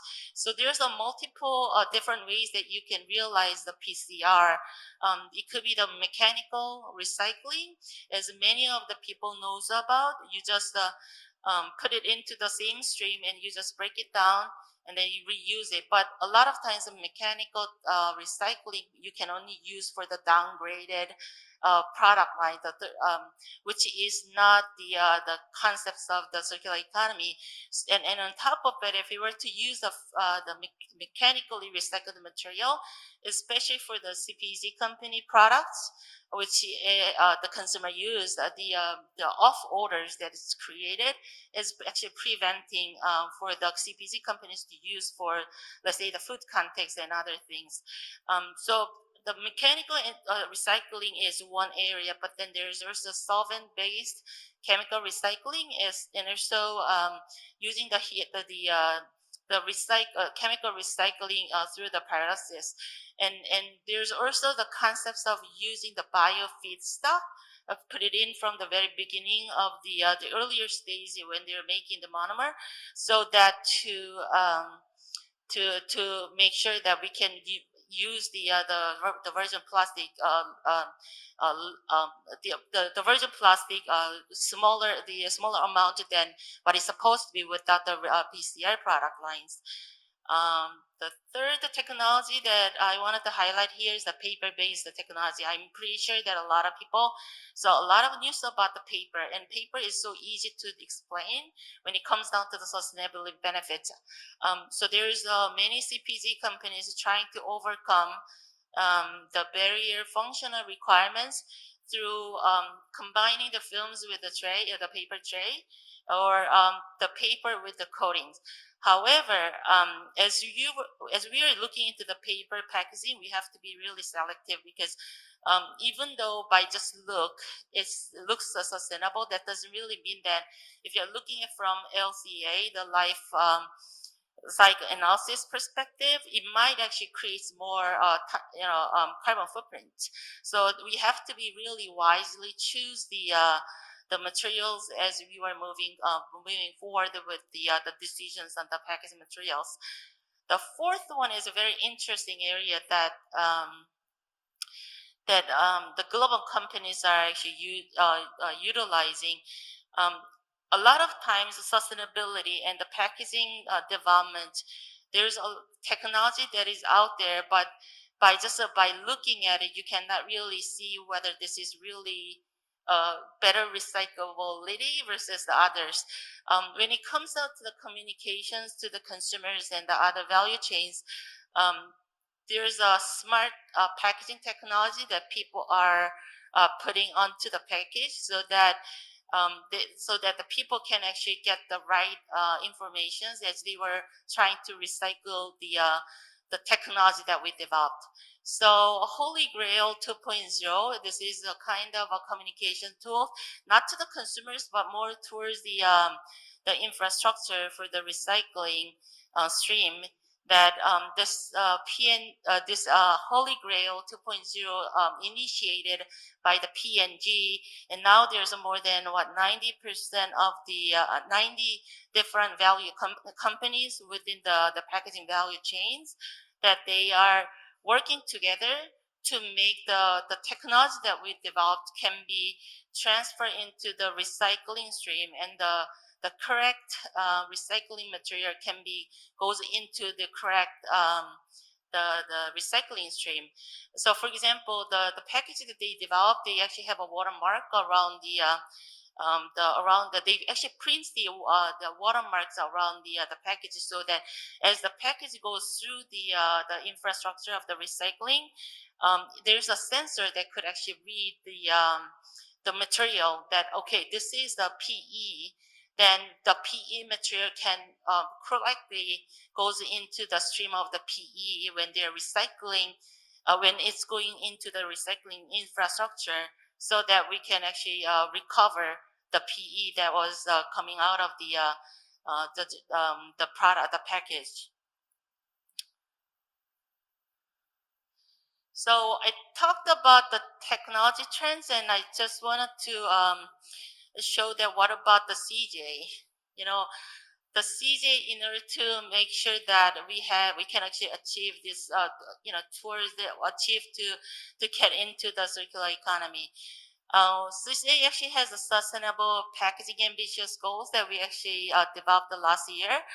This is again, it's an internal goals that we actually set up and our vision is not completely eliminating the plastics, because our product lines require some of the plastics characteristic, the needs. However, what we are trying to do is we want it to be responsible when we are using the virgin plastics, that we wanted to make sure that we can use it right.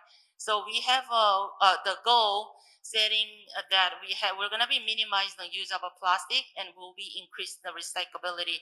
And there's a 5 different ambitious goals that we highlighted. And again, it's ambitious goal. It's not the goal that we can deliver right away, but this is something that we're going to be working on as a one step at a time. So to get into the road towards the circular economy. We have we have a packaging strategy, sustainability packaging strategy. We're going to be achieving these ambitious goals based off on our strategy, technology, communication, and collaborations. And again, without the technology, you cannot develop, you cannot make the better recyclability. You cannot really make, you cannot really test it out the alternate materials. We have to develop the alternate material to the plastics so that we can reduce the amount of the limited resource that we have. We are doing this based off on the 3R policies that we have, recycle, recover, and redesign.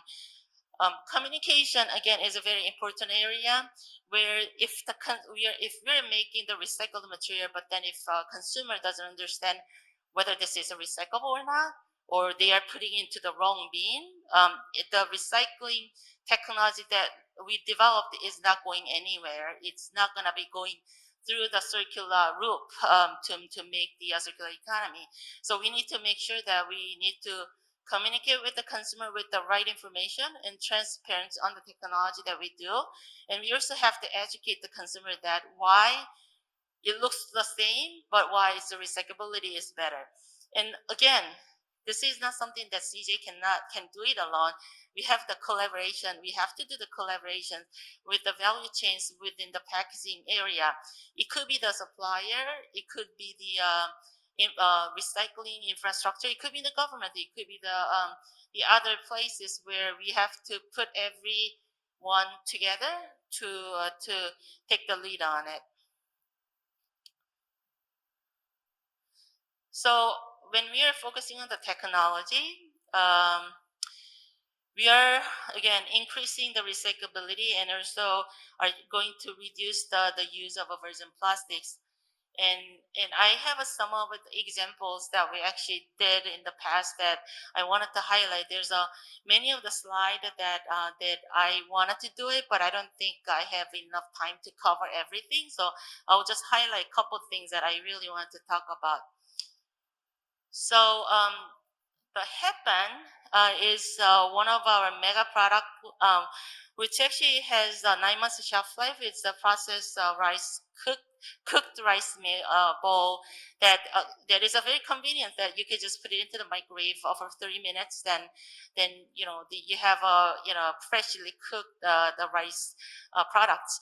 The problem for packaging, however, is it's actually going through a very rigorous the processing side, and it's going through the sterilizations where the packaging has to survive through those rigorous process side, as well as you also have to keep the oxygen and moisture coming into the package. So we actually built up the high functional packaging into it. So far for about 10 years, ever since the headband came out, we actually delivered the cost reductions and also the weight reductions on the tray to make sure that we can reduce the plastic waste. We started from, I believe it was 1.1. I can't really see from here, but it's 1.1 all the way to the 0.67. We utilize our modeling, our expertise in design and also the mold technology. However, as everyone knows, when you're optimizing the package, there's so much that you can do with the optimization. So we have a limit where we could actually stop there. But then now, how are we going to continuously reduce the virgin use of plastic? That's where the alternate materials that comes in, where you could actually used it could be the recycled material that we could actually utilize on the package, so that we can keep the functionality that is needed for our product, but again reduce our virgin plastic use. And if we were to look into lead thicknesses again, I mean, thickness changes can do so much because we need to keep the quality and the safety of the products. However, by optimizing the packaging layer, number of layers that we incorporate into it, that's how we are going to be reducing the virgin plastic that we use. We have spam in Korea. It's a little different positions in Korea versus the other global locations. That the spam is a very premium gift set. It's mostly used as the premium gift during the fall seasons as well as the New Year's. We actually have the spam in Korea. The uniqueness of the spam in Korea actually has a yellow cap, which was a surprise to me because when I was in US, I never saw the yellow cap. But here in Korea, we have a yellow cap. So as we were looking into the ambitious goals, when we are identifying the opportunities, this was one of the area that we are thinking that maybe this is something that we are overusing the plastic. So maybe this is something that we might be able to eliminate it. The problem, I guess, is when we are looking into deep dive in to see if we can eliminate them, we found out that there's a reason why we put the yellow caps on them. And the yellow cap was just because as we were switching over the material changes and as we were down gazing it, we were making sure that the parting line on top of the can doesn't prematurely damaged by the impact from the distribution. So the cap was actually playing the biggest roles in terms of a distribution quality concern. So what we actually did was we actually did a study according to the global distribution standard method, ASTM method, and that is something that we were testing it out to see if we could actually eliminate the yellow caps. Of course, there's a certain concerns that we've actually overcome once we found out the issues that we found from the testings. So as we were removing the yellow cap, we also had an opportunity to resize the gift set trays, and as a net, there's additional savings from the plastic redesign, the reduction perspective. Last year, during the fall season, we actually introduced a couple of the gift sets, and this year we're expanding that opportunity to the more bigger scale. And this is the most recent announcements that we actually made for tofu bundles. And I believe that this is one of the first kind in Korea that we were utilizing the outer package with the biodegradable materials. We have a PLA and PHA mixture that we use for the secondary package. This is the first commercial tofu bundle pack, utilizing the PLA and PHA compounding packaging in Korea. And I really think that this is a result of extensive collaborations with other multiple value chain suppliers that, we JJ당, like CJ JJ당 Bio actually has a PHA, and we have a compounding company Usong and SKC, which is the filmmaker. They all work together to make sure that we could actually launch this products flawlessly and quickly. And I think this is the kudos to all the team members who actually worked on it, because by doing this, we are utilizing the biodegradable materials. Because of this, we are reducing the virgin plastics by about 27 tons per year. So I talked about the technology, but again, our strategy also has the communication arm and also the collaboration arm. And as we are looking into the communications and the collaboration with the other value chains, there's many activities that we're working on. Again, from the communication side, we are trying to educate the consumers to make sure that they understand the recyclability or the packaging technology fully, so that they can, recycle, in a correct ways. And when we are working with a collaboration with other value chains, so we can generate the ideas, so we can drive the activities so that we can all go into the same common goals within the common goals towards the circular economy. And CJ actually has a lot of internal and external collaboration through the open innovation with the different research firms and other places to develop the technology, of course.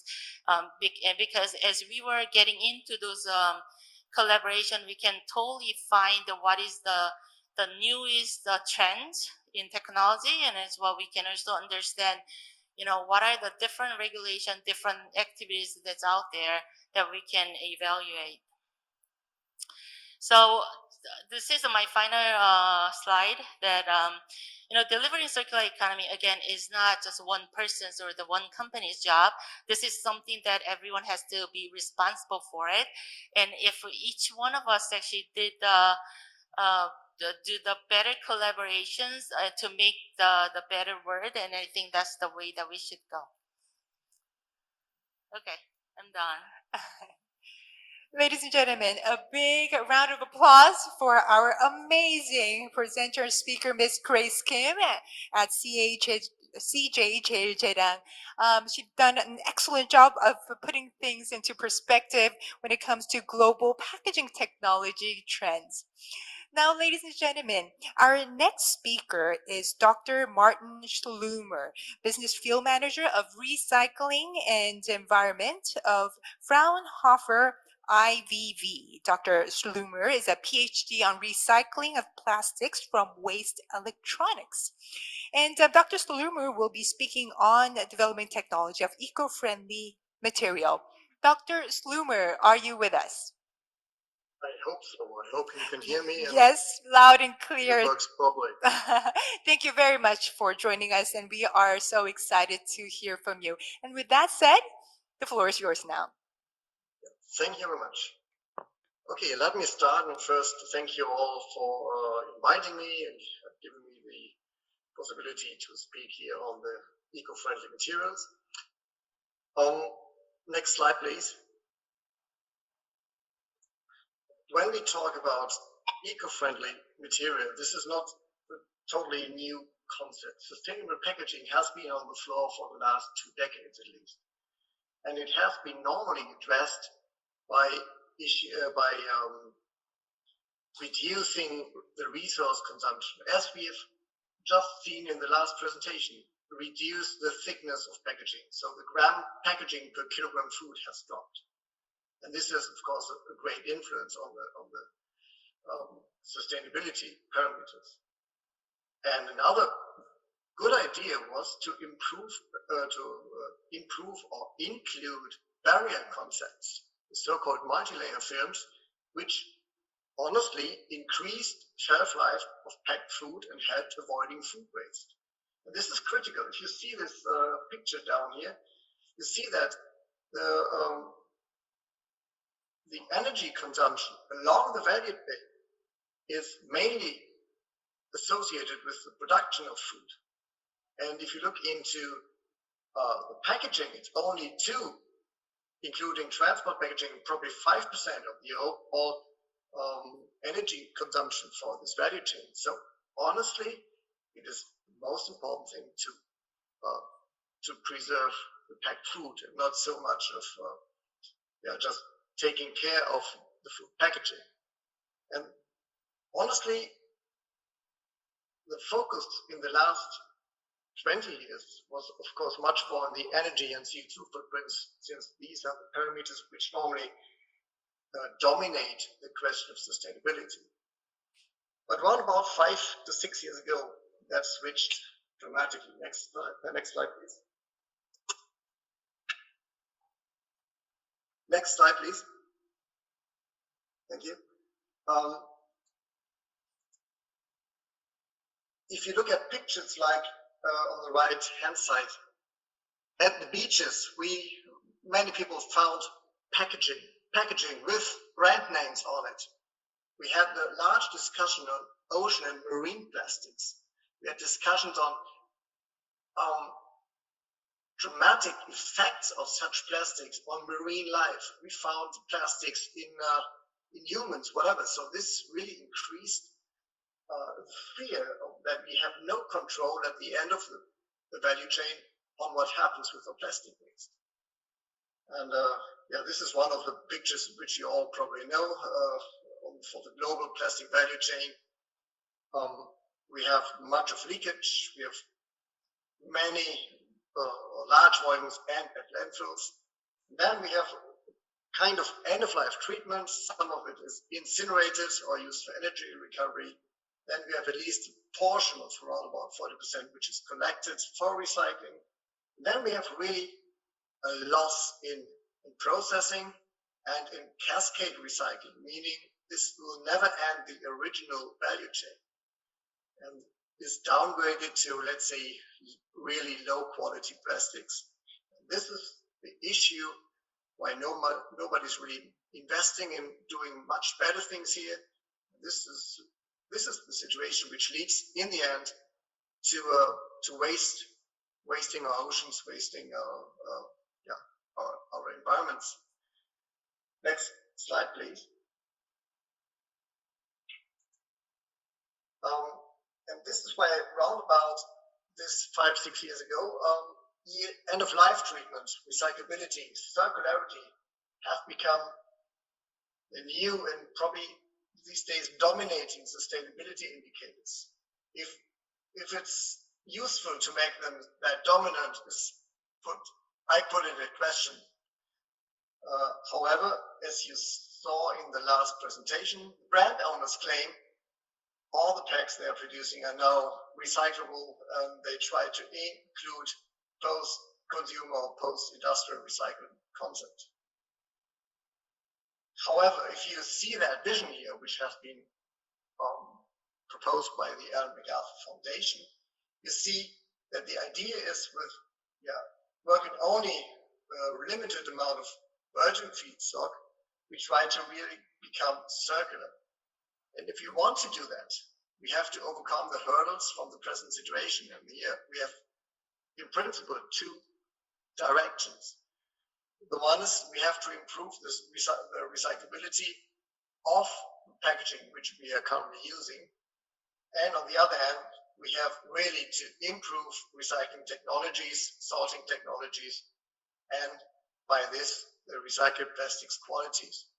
Since only doing high quality recycling will end up in the situation that we can reuse them in our value chains. Nobody has an interest or can really introduce bad qualities of recycled plastics into our value chains. This will never work. Next slide, please. I will not too much concentrate on packaging. Here we had some very nice insights from the last presentation. Probably one a bit deeper insight into what we understand with multi-material packaging.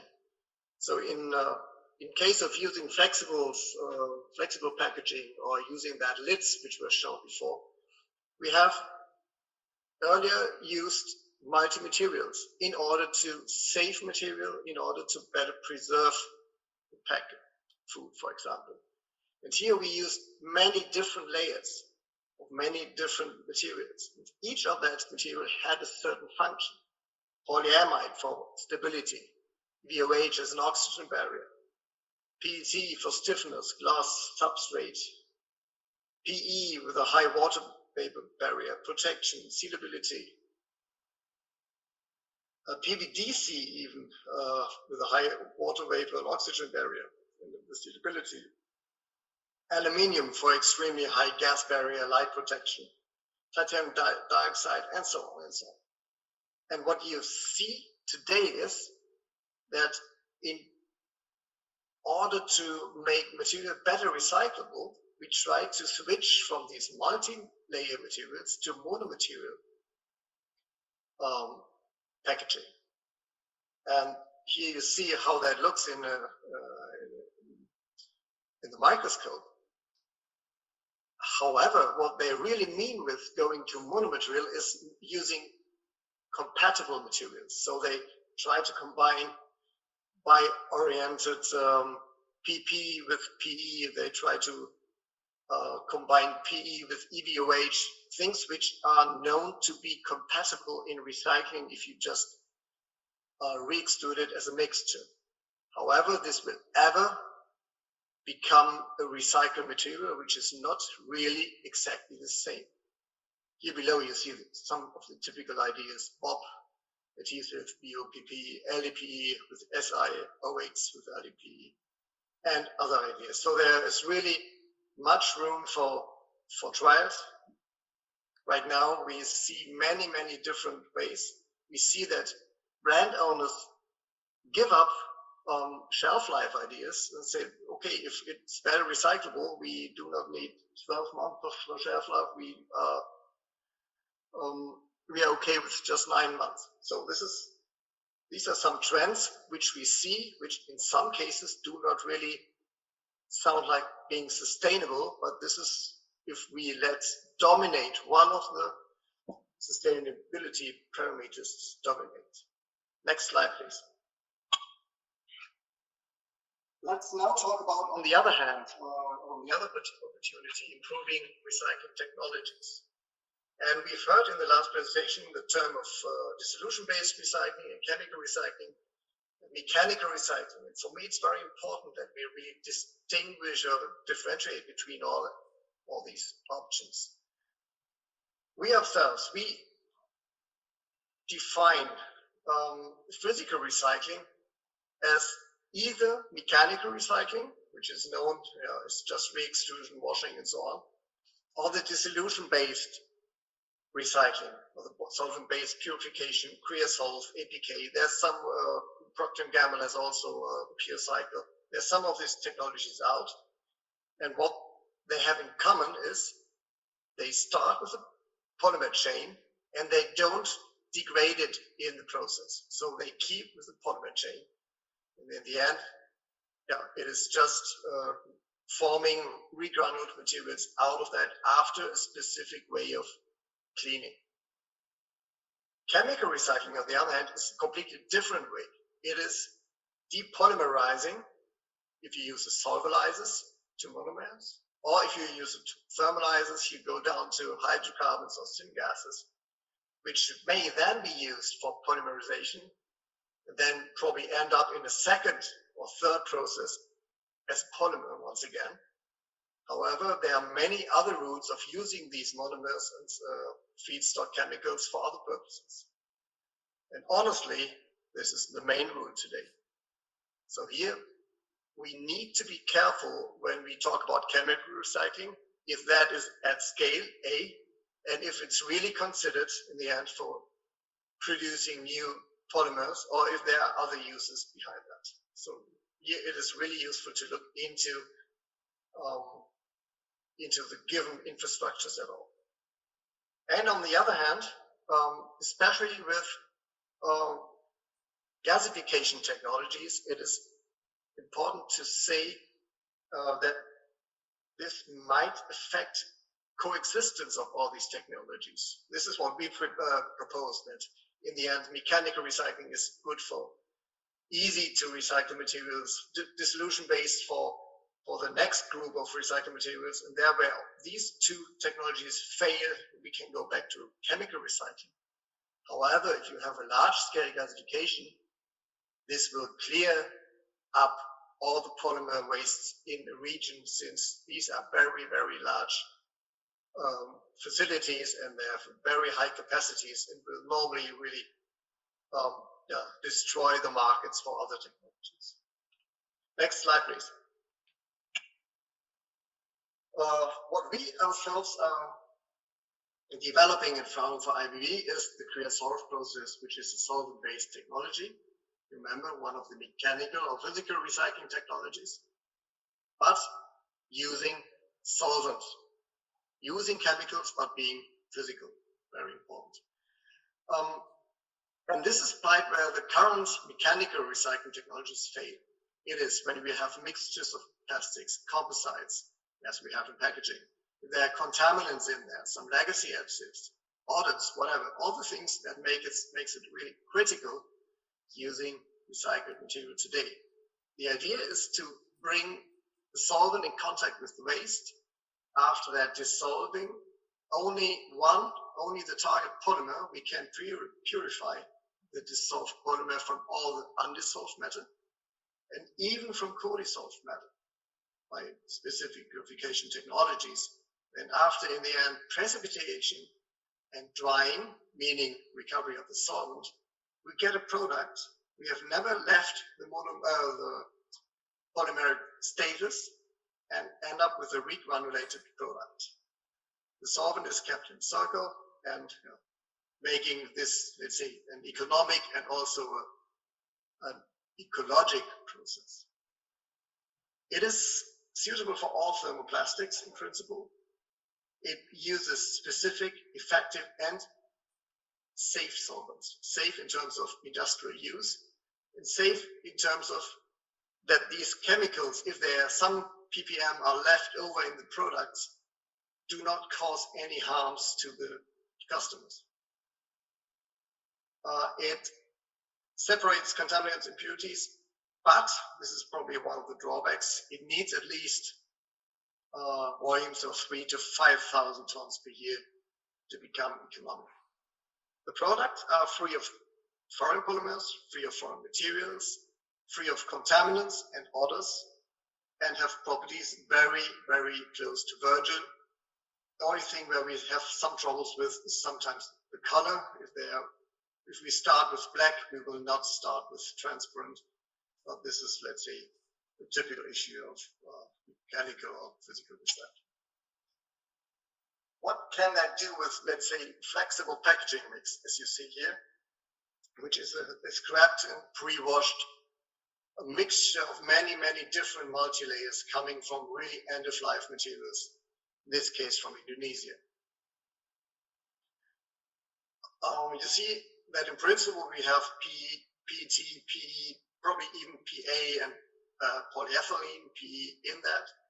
And if you go step by step for all these plastics, you can really make a very clear aluminium fraction out of that, and at the same time producing different quantities of recycled PE, PET, PA, and so on.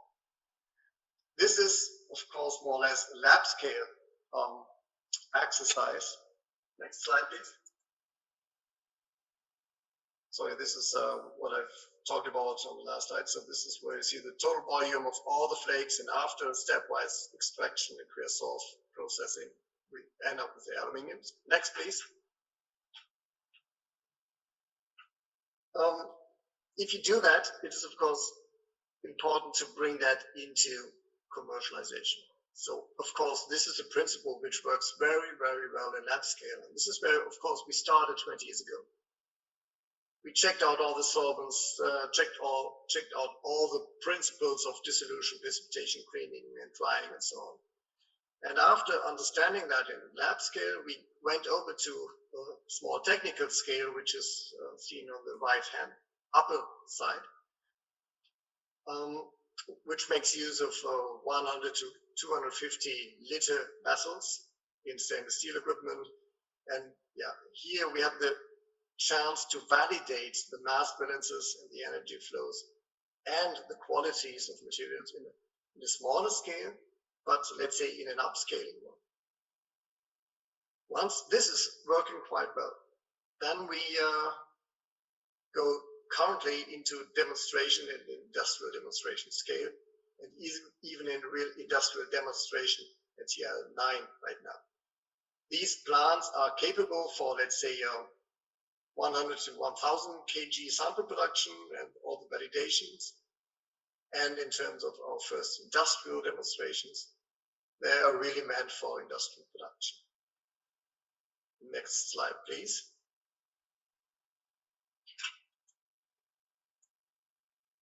So let me shortly talk about our project together with the company of Unilever, who approached us in the range of 2011, 12, when we were in the lab scale and then the small technical scale.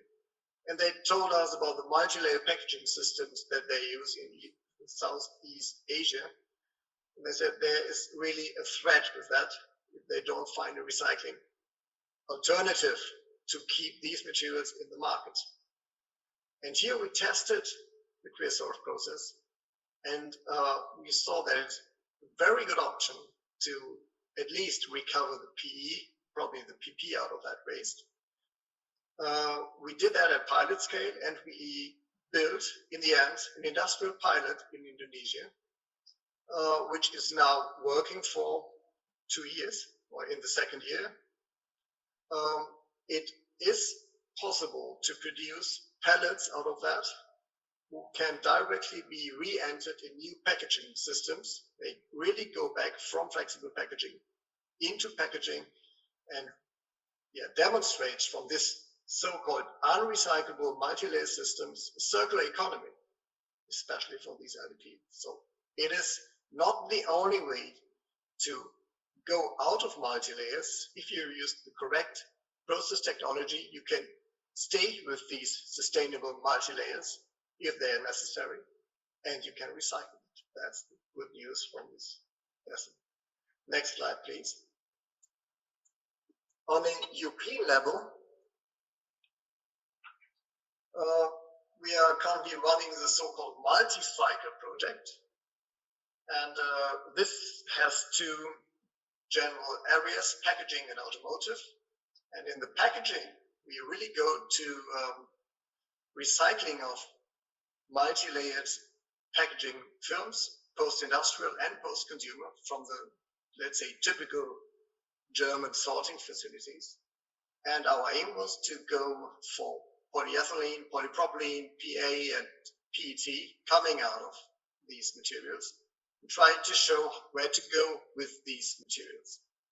If they can be reapplied in PE, in PP films, if we can make even use of the PA and the PET. We are not at the very end of the project, we have still 1 year, but we have very, very positive results right now. Next slide, please. Here, for example, you see ready from post-industrial material recovered PE, which is now used again in blown film production. Here you see some of our tensile strengths, comparison of virgin PE cast films, recycled PE cast films, and a recycled PCR blown film. And we see we are always in the same area. So mechanically, it is really worth doing it. Color-wise, you see it's probably not that transparent at this stage, but here we are working together with the film producers to increase that a bit. But we can currently see that this is directly reapplicable in non-food packaging at that stage. We even try to we get back a very good PET and PA, which is in this project considered for either packaging, but most probably even in automotive applications if it's used as a fiber material. But this is not finally decided. We will go into demonstrators. Last slide, please.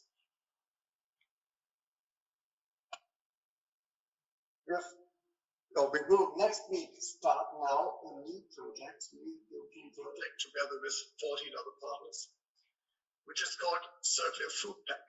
And here we want to overcome the last hurdles from the previous projects, which was the Unilever and the multi-cycle one, where we could show that we can make use of recycled polyolefins from post-consumer packaging waste. And if we want to go back into food packaging again, then the hurdles are much higher than just going back into non-food packaging because of the food grade issues that we of course have. And the general idea here to do that is a bit similar to the Holy Grail approach that that the previous speaker talked about. We use the so-called tracer-based sorting by the company of Polysecure. And the idea is to bring specific traces into the printing of the packaging, which allows a very, very specific sorting of food packaging only and separated from the non-food, which is then pre-treated by washing, de-inking, probably even deodorization by thermal treatment. And yeah, depending on which route we are going and depending on the qualities, we then compare, let's say, typical mechanical recycling, which is shown here in yellow, and compare it with the green fields of the creosote. Sorry, mechanical recycling is green and creosote is shown here as yellow. And we try to recycle and produce either with mechanical recycling materials which might go back into at least flexible packaging, and with the creosote materials we hope to be even better from the qualities that we can reuse it, of course, in the food packaging. So the idea is that we are not only have the high quality from the recycling, and we avoid any bringing in any materials from the use phase and from the waste collection phase that may have entered the materials, which are then de-inked, washed, or eliminated during the creosote process, which should add up in principle as a very, very pure material, but it has always been a physical recycling and maybe then reused in flexible packaging. And if this is still not good enough for being used according to the EFSA, the European Food Safety principles, then we might also make use of barriers of SCOX, for example, in order to make this a real safe food packaging. The partners involved here are Amcor, Nestle, the KIT and Culture, and of course Fraunhofer as a coordinator. Thank you very much. Last slide, please. If there are any other questions, yeah, just let me know. Thank you very much, Dr. Schlumer, for offering us your rich insight and also introducing Fraunhofer's creosote process. Now, we are behind our schedule, so we probably have to make our Q&A a little short, but let's proceed and start the Q&A and turn over to Professor Kim Do-hwan of Gangneung Wonju University. I believe you have a question for Dr. Schlumer. Is Professor Kim Do-hwan with us? 제 목소리 들리시나요? Do you hear me? Yes? Thank you. First of all, thank you very much for your wonderful presentation. As for solvent-based recycling method, I have a question. If we use solvent and achieve closed-loop recycling, that will be wonderful, and I'm interested in this. Is the solvent targeting specific material, or is the solvent can the solvent be applied to all types of plastic materials? And can we use the solvent repetitively? And is the solvent safe for the environment? These are my questions. To most of the question, I can say yes. It is a safe solvent. It can be reused and it can be recycled in the process. And it's even a must to have it recycled for economic reasons. So there's only a very, very minor loss, honestly, with the products. So there are some residues in the ppm range in the product, which cannot be avoided technically in the end. And that allows us to be more or less 99% circular with the solvent. On the other hand, that includes that it has to be safe. We can never sell such a material if it's not a safe or toxicologically safe material, solvent. So this is a must, and this is one of the selection criteria for our solvent. To your first questions, in order to be selective here, in order to be applied for really unknown waste compositions, must be selective. So we have solvents for polyethylene, for polypropylene, for ABS, for polystyrene, for PVC, for PVDC.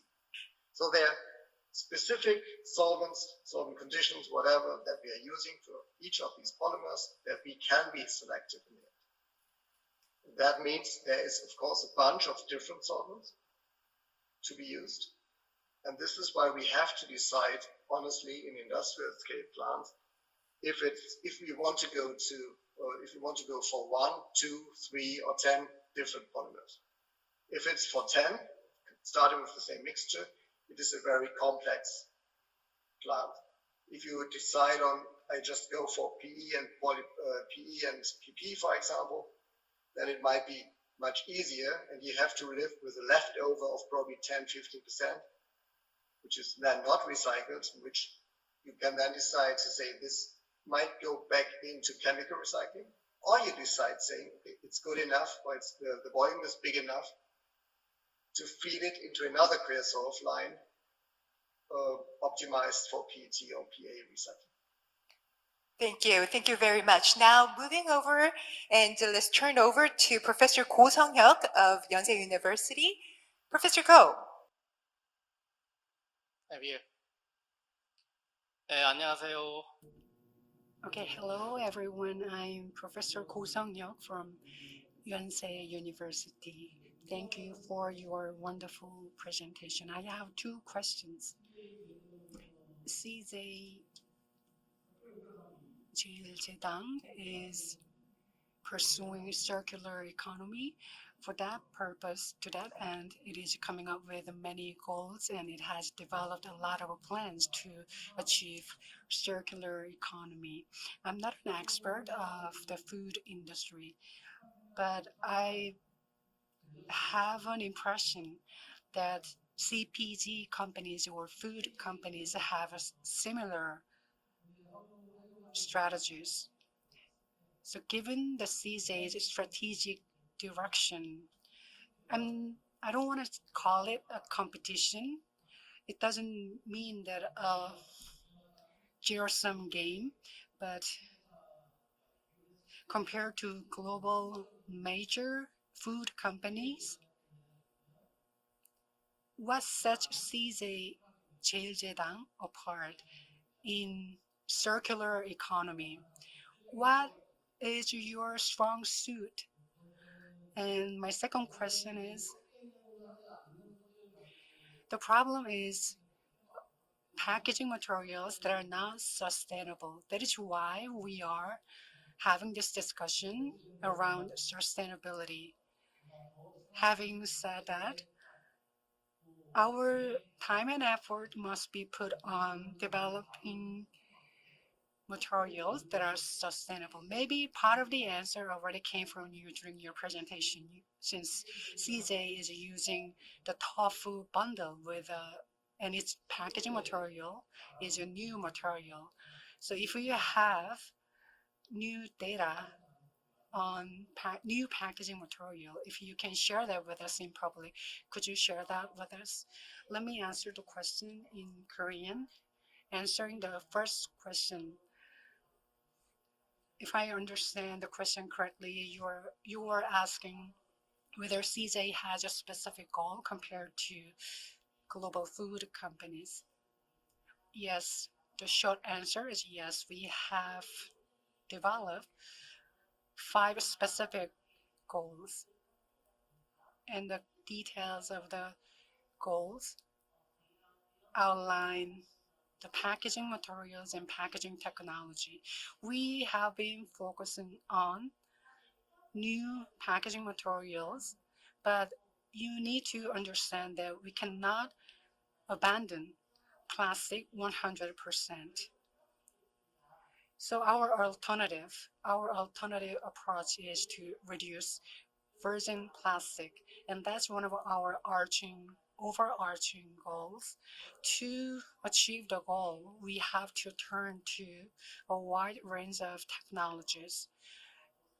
In particular, we can look at global food companies and advanced companies. They have similar goals with us, but each company each company has different product lines. For example, Pepsi is focusing on PE as a new material since it is using a lot of plastic bottles, and it is focusing on developing technologies to turn PE into more eco-friendly or greener. And CJ has more than 4,000 products available around the world. That means we have more packaging materials required for our products than other food companies in the world. We don't have one size fits all strategy for that apply to all of our products, but our direction is to develop alternative materials, which should be recyclable materials, as Dr. Martin described in his presentation. So we are looking at PCR as well. We can also shift to paper-based packaging. So paper can play an important role, or PHA or PLA can be alternative materials as well, because we can make them biodegradable, or we can use materials that are already available in the market. We have a very large arm in terms of R&D. So our overarching goal is to find and look for alternatives to plastics, and we have been put extensive research on finding their alternatives. And also Professor Kim, Professor Go, for your amazing questions and comments. Ladies and gentlemen, now we close session 2. Final session of the conference, and it is on the theme of green in industry. We have 2 amazing speakers preparing their presentation for this session. Speaking on eco-friendly packaging cases in fresh food delivery service, we have with us Ms. Kwak Kyung-sun, manager at Curly Corporation.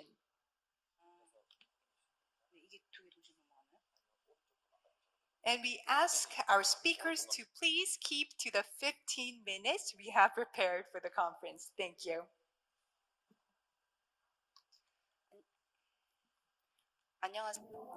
Good afternoon, ladies and gentlemen. I am Kwak Kyung-sun from Market Quality Packaging R&D Center.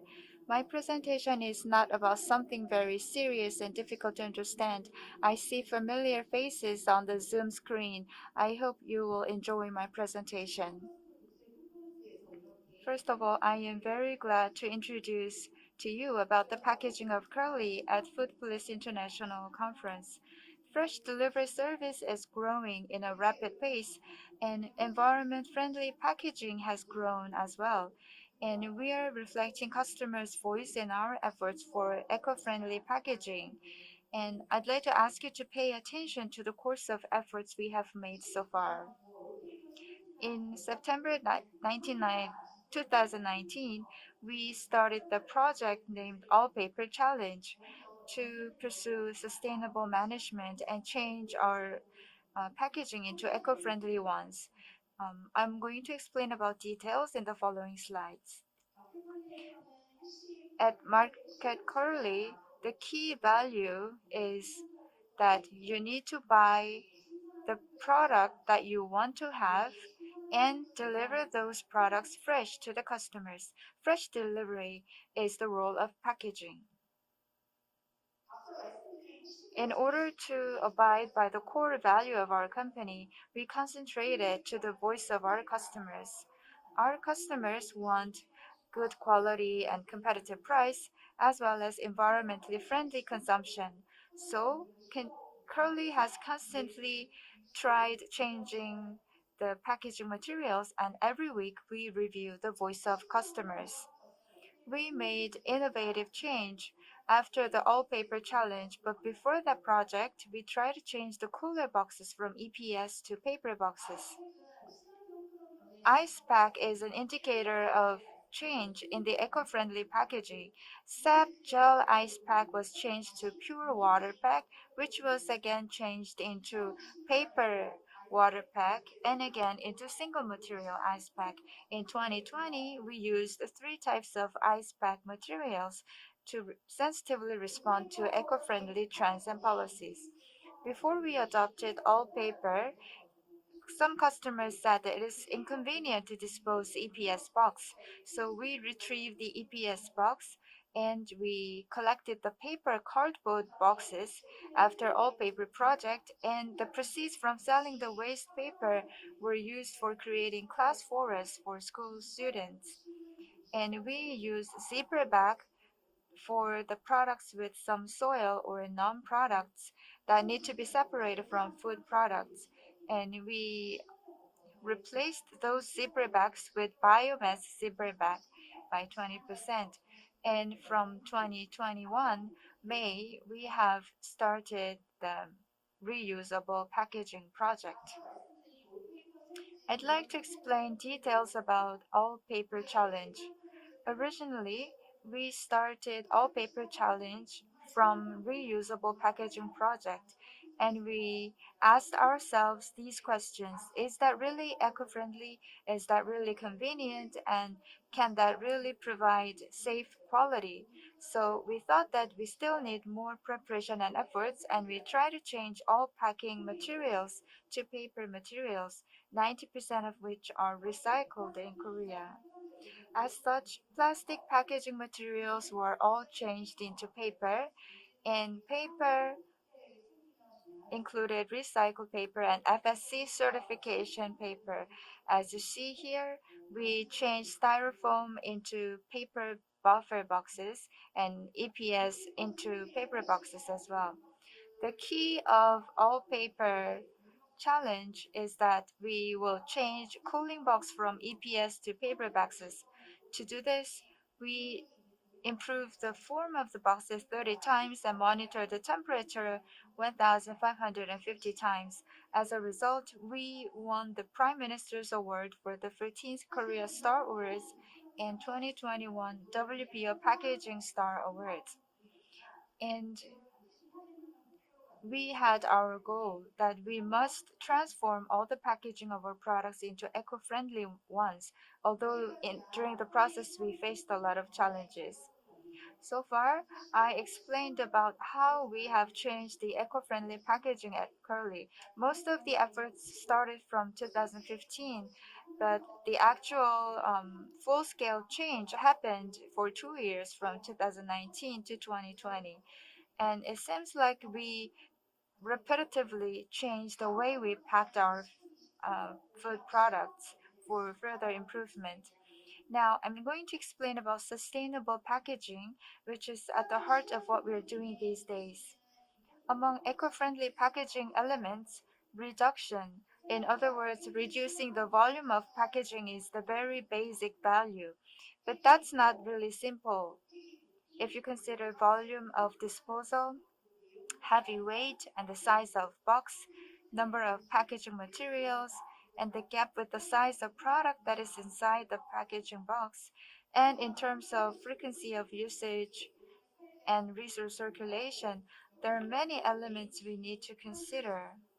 So far, we have made improvement, and every year we extensively improve the quality of packaging materials. So we had to find the right balance in our eco-friendly packaging practice, and we had to meet the demands of the customers. We used pouch before all paper challenge, but as we changed all the packaging materials into paper, we stopped using pouch. But we decided to make use of the advantages of the pouch in terms of the packaging volume and disposal. So we transformed the existing multiple materials to unimaterial pouches, and we went one step further to introduce paper shock absorbing pouch. So it was very convenient to use them for during summer because it has excellent cooling power. Through all paper challenge, we minimized the use of plastic, but we decided to wisely use plastic if we have no choice but to use it. So the vinyl used that curly use regenerative resin. And also we recycle the resin of the curly ice bag. And the recycled resin is used for making uh, curly pack. Also, we adopted the reusable packaging material. This is the key word of sustainable packaging, but it's difficult for ordinary companies to operate reusable packaging in a sustainable manner. If packaging is sustainable and if operation of the packaging is not sustainable, then it could just be ended up as an event. So excess reusable packaging materials may pose a lot of problems. So, although it could be cumbersome, we asked our customers that they can use personal cooling boxes. It's been 1 month since we started this project. I'd like to ask for your strong support. Here you see the packaging with black color. Inside the box, we have PP material based insulation materials. So we're interested in the overall improvement of product packaging materials besides the ones we're using. For example, before launching the product, we check if there's any type of excess packaging in the document and share the voice of customers. Through this eco-friendly packaging process, we have achieved reduction of the use of many plastics and we reduce the amount of CO2 emission. Eco-friendly trends are bound to change depending on the social issues and depending on how frequently customers are exposed to such issues and trends, the service quality and their satisfaction with the service could be changed. So it's important to embrace the overall eco-friendly trends, and we're going to reflect the fundamental direction of eco-friendliness and sustainable packaging. Thank you very much for your attention. Ms. Kwak, for your talk on Curly's initiatives in eco-friendly packaging, and also for sharing with us those photos of familiar faces. What a treat for the eyes. Now, ladies and gentlemen, we move on to the final speaker of the our 11th International Conference. And the speaker we have is Ms. Simone Schuler. She's Managing Director at DLG. I believe she is joining us online, and she will be speaking on reducing food waste, relevance, and strategies. Ms. Schuler. Yes, hello. Hello, and my apologies do you for hear the. me? Yes, yes. Nice to see you, and thank you for the introduction and the possibility to bring my speech and to join your conference. Now, I want to start because I think we are late in time, so I have a few informations for you. How is the strategy in Europe and especially in Germany for food waste? The next slide, please. At first, I want to introduce a little the DLG. DLG is a German agriculture organization. We are a non-profit and a politically independent organization. We have more than 30,000 members, and we are a science organization and make and work together with experts, with voluntary experts. The next slide, please. Our goals are to bring knowledge and expertise in the branch, in agriculture and food branch. We make tests to improve the quality of food and agriculture material, and we have many trade fairs and exhibitions. Next slide, please. Our organization is from the members. It's members driven, and we have an executive committee and the board directors. And my work, my job is I'm the director of the Competence Center Food in the board of the DLG. Next slide, please. Here you see a few exhibitions, a few fairs we do, and so we are a cooperation partner of the COEX Food Week from 24th November to 28th November in this year. We hope that we can join, that we can visit Korea, and so it was a very pleasure for me to welcome you at the exhibition at the COEX Food Week in Seoul in November. Yes, a few insights. Next slide, please. From the Competence Center Agriculture, we developed proposals for meeting and challenges. And the next slide, please. The same we do at the Competence Center Food. We have 3,000 food experts who are working voluntarily in our network. Next slide, please.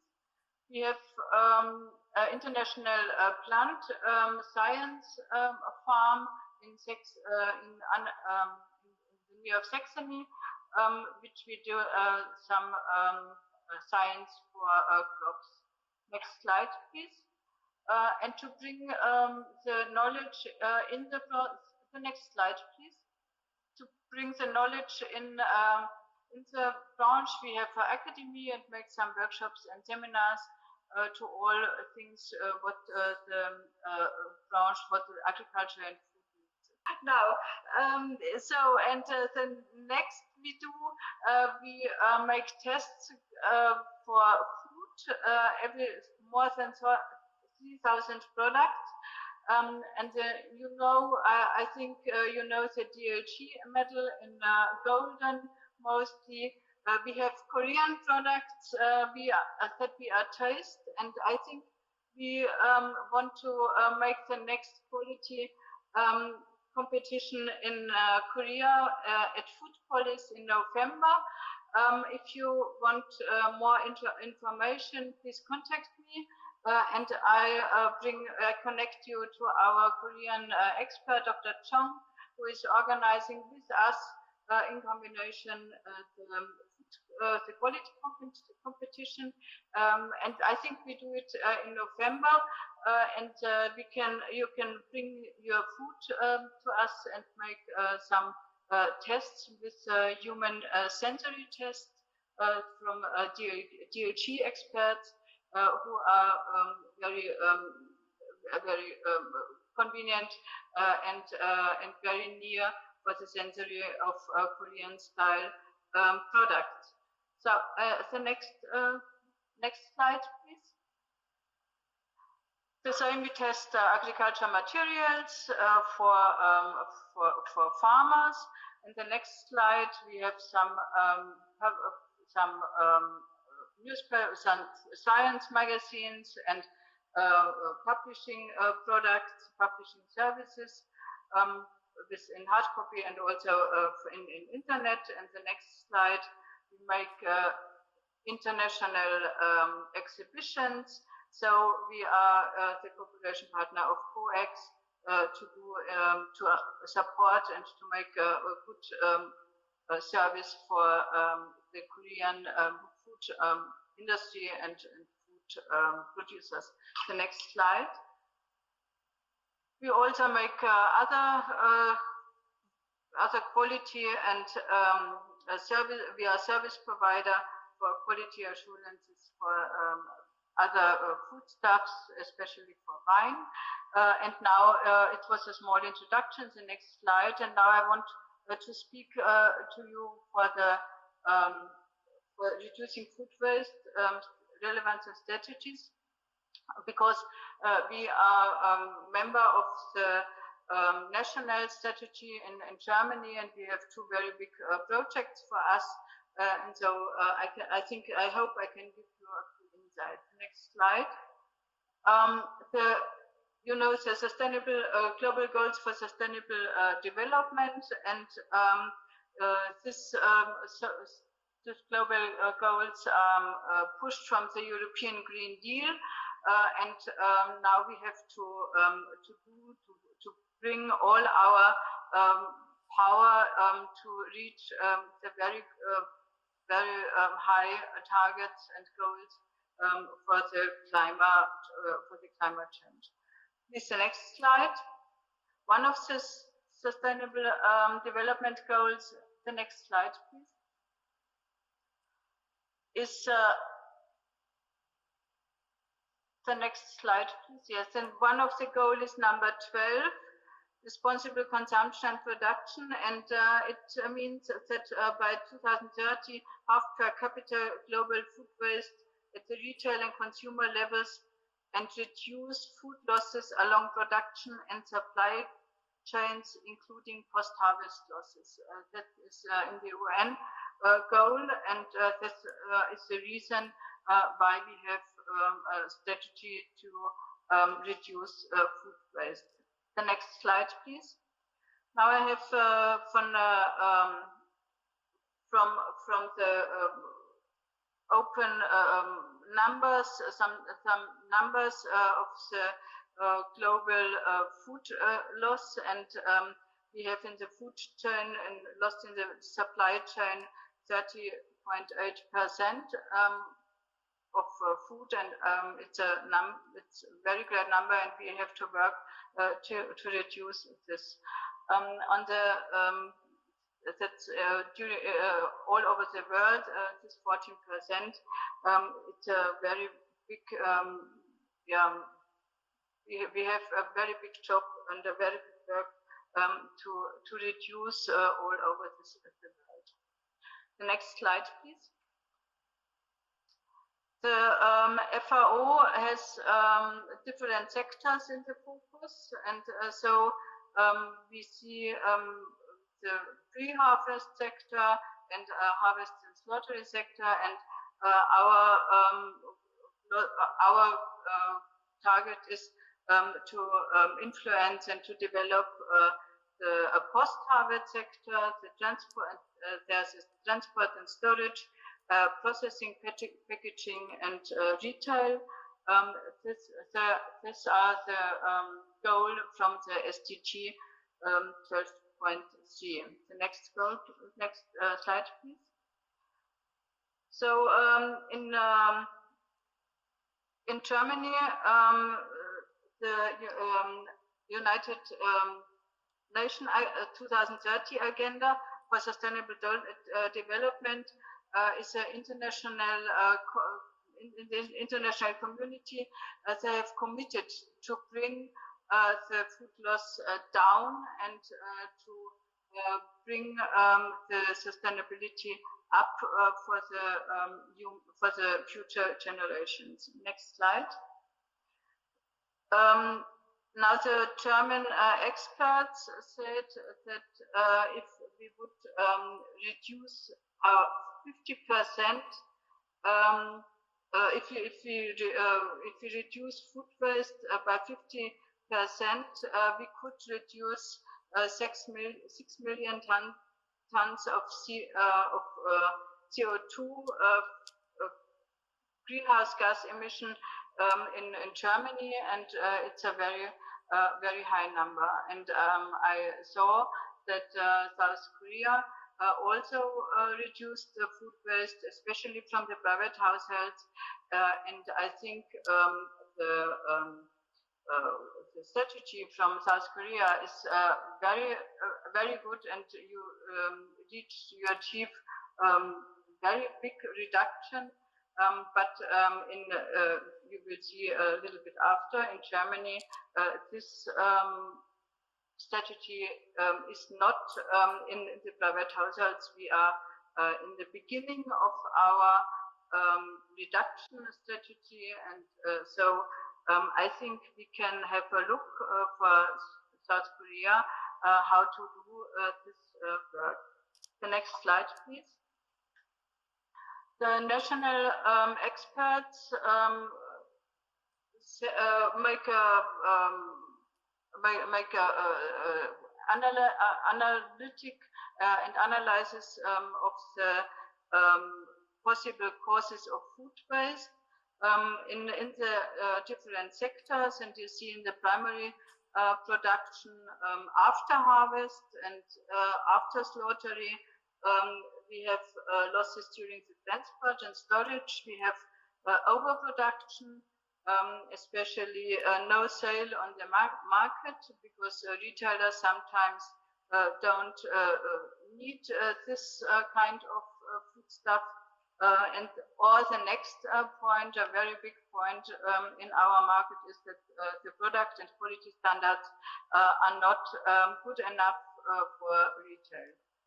In food processing, we have sometimes damage caused during production. As you know, we have some samples we have to hold back for the analytics and for the quality security. We have some contaminations, we have overproduction. Sometimes the plant sales are not achieved. The next thing is that we have returned goods from the trade that can no longer sold as food because the shelf life is not long enough, or they can't sell it out. The next slide, please. The traders have a very big and very high quality management. They send it back, return to the food industry if there is some faults or damage in the packaging. Sometimes the packaging is damaged, or sometimes they cannot sell it till the shelf life is over, or the product recall. Also, you have product recalls from the industry. That's a lot of reasons why to sell it back or why to bring the products to food waste. So we have one point, the away from home consumption, catering and restaurants. It's also one of the points where we have food waste. We have some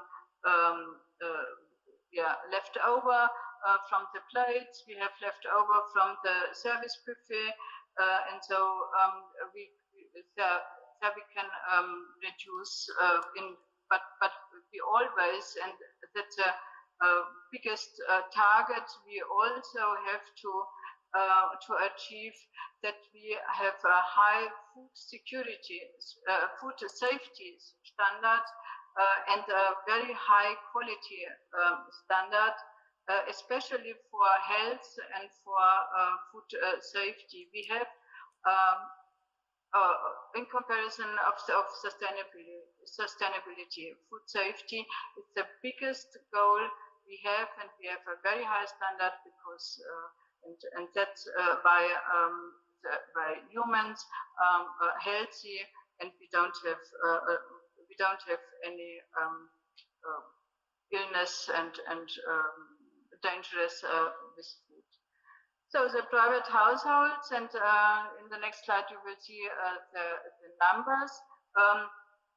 And one of the next slides, the private household is one of the biggest things, the incorrect storage and the wrong preparation, and especially that the private households don't know, don't have good information how to work with food. They don't know how to store it. They don't know how long they can eat. They buy too much. If they are hungry in the supermarket and cannot eat, and then they go out to eat, and so they have a lot of leftovers. And I think you will see the number after it. The Ministry of Agriculture and Nutrition in Germany makes the national strategy for food waste reduction, and they call it Too Good for the Bin. And all activities are under this logo, Too Good for the Bin, and they want to bring the civil society, the associations from agri-food sector, artisanal food production, and the restaurant and catering sector to involve all these sectors in the drafting of the national strategy for food waste reduction. That's the strategy in Germany, and I think in a lot of other European countries also. The next slide, please. We have, and now you will get the numbers of the tons. What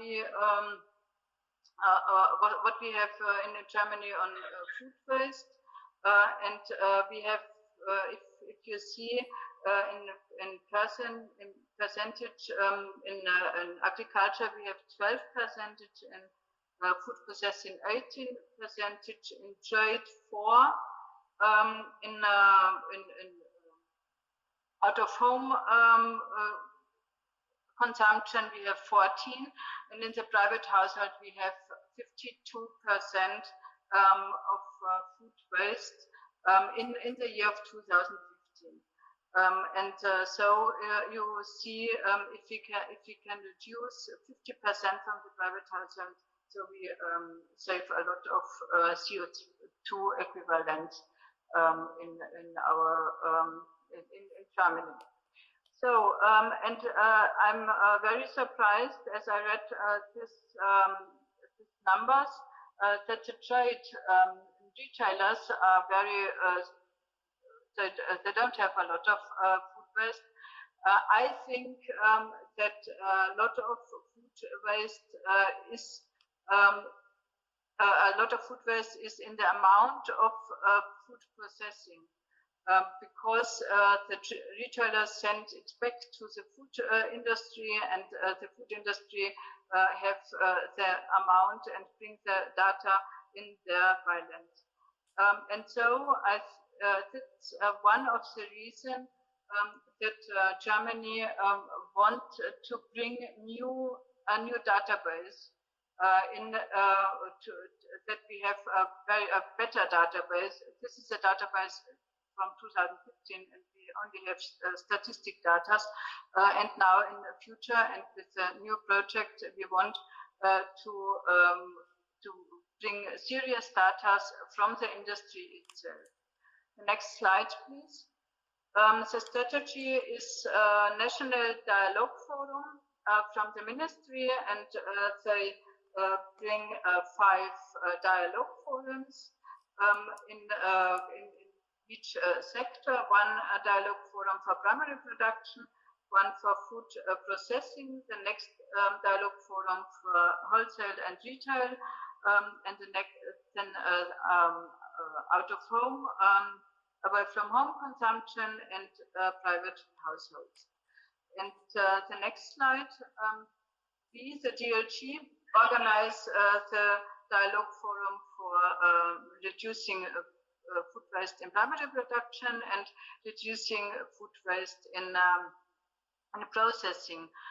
We started last December, and we worked with round tables for every product, because it's if you want to manage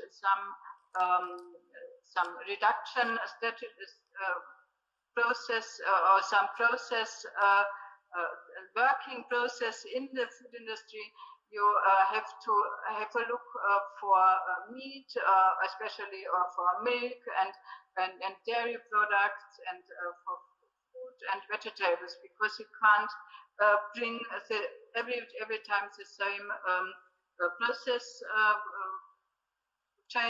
changement in these industries. So we have round tables for every product group. The next slide, please. So there are a few numbers.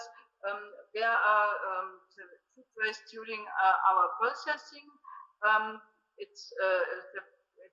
there are the first numbers, and we want to check if the numbers are okay in our project. And so you can see we have overproduction from 10%. We have, for example, we have technical programs for 18%. And it's very, I was very surprised. We have loss in process 24%, and there's, I think we can do a lot with new innovations in food technology, because in the process it's high enough, it's too enough to have 24%. That's the reason is, for example, to switch from one product to the next, and you have the process, the product between, also to have some cleaning up leftovers and so on. And here I think we can make very good innovations with food technology. Next slide, please. The Dialogue Forum Wholesale and Retail trade, they have a few new numbers, and you can see that they have food waste in 2019, 500,000 tons, and there are you can see in the chart where are the most amount of what kind of product. And it's the fruit and vegetables and bread, because there the shelf life is very short, and so the food waste is the biggest number. The next slide, please. The Dialogue Forum away from home consumption is ready, and they had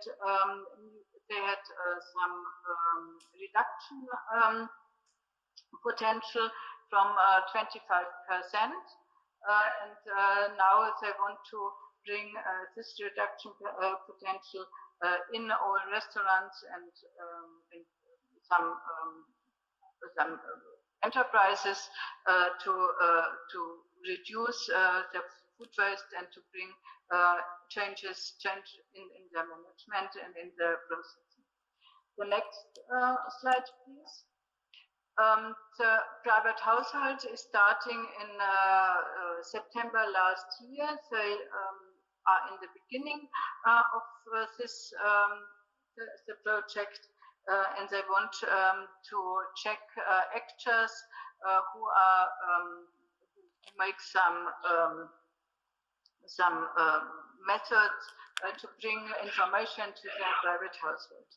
Yes, but now they start, and we can see, but I'm very close with the project manager of private households, and I will tell them how very smart is the process and the doing in Korea. So we have a very good example to do this and to bring this such kind of ideas for Europe. Thank you very much, and thank you for your attention. The next slide, please. My contact numbers. I'm here for your questions. Thank you very much, Ms. Schiller, for your wonderful presentation, packed with insight, and thank you for your patience. I apologize for all the delays that we are having. Now, for our Q&A session, we would like to ask Ms. Kwak to the podium and now turn over to Dr. Im Mi-jin at Korea Conformity Laboratories. Dr. Im, are you with us? Good afternoon. Do you hear me? Yes? Please ask a question. Thank you very much for the wonderful presentation. I have a question regarding reusable packaging material of Market Curly. I think it was difficult for Curly to adopt the reusable packaging material system. And for the system to be firmly rooted in Curly, what kind of efforts did you make?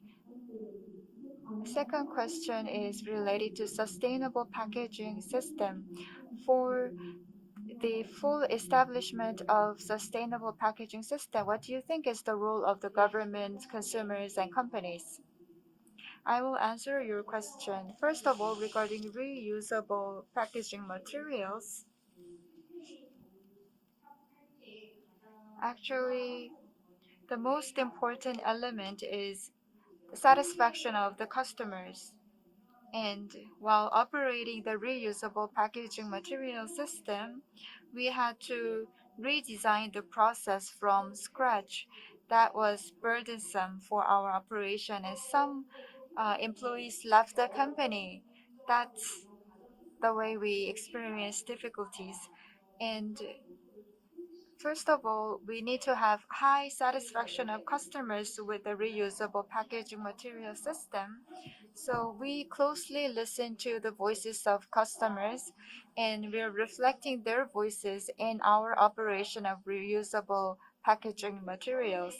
And for your second question, you asked what are the roles of the government, consumers, and businesses in firmly establishing sustainable packaging system. Companies, consumers, and the government all have their own roles to play. We are a company, so from business perspective, we hope that the government could provide companies with realistical support for the companies. When we ask government, I want this or that support from you, then we usually don't hear accurate answer from the government. So I need realistical support. Choi Yoo-soon of Wongang University. Do we have Professor Choi on the line? 최유순 교수님, 지금 연결돼 계신가요? 네, 여기 있습니다. 네, 감사합니다. Thank you very much for joining us today. Thank you very much for your wonderful presentation. After harvest, in the process of distribution, we are wasting a lot of food. It was very shocking. So Germany is working very hard and came up with policies to reduce the food waste. Can you give us specific examples?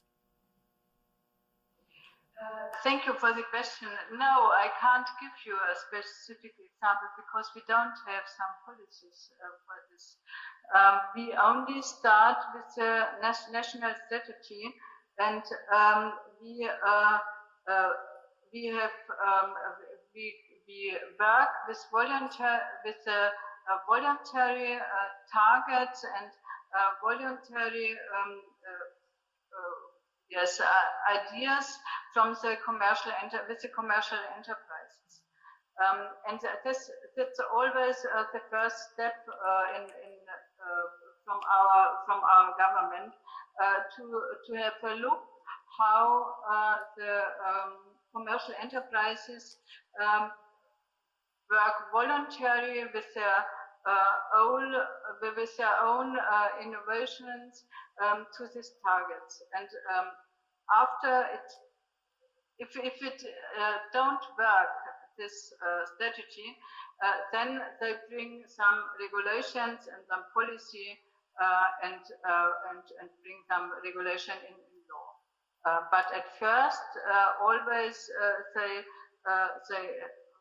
bring it from the voluntary strategy. It's difficult, I know. Sorry for that. Many thanks to our fantastic speakers of our final session of the international conference. I would also like to thank Dr. Lim and Professor Choi Yoo-soon for your contributions as well. I thank you for sharing your time with us and hope that you take away a lot of food for thought and insights from the conference. Now, ladies and gentlemen, this brings us to the end. We look forward to seeing you again next year at our next year's conference. With that, ladies and gentlemen, we close. Thank you and goodbye.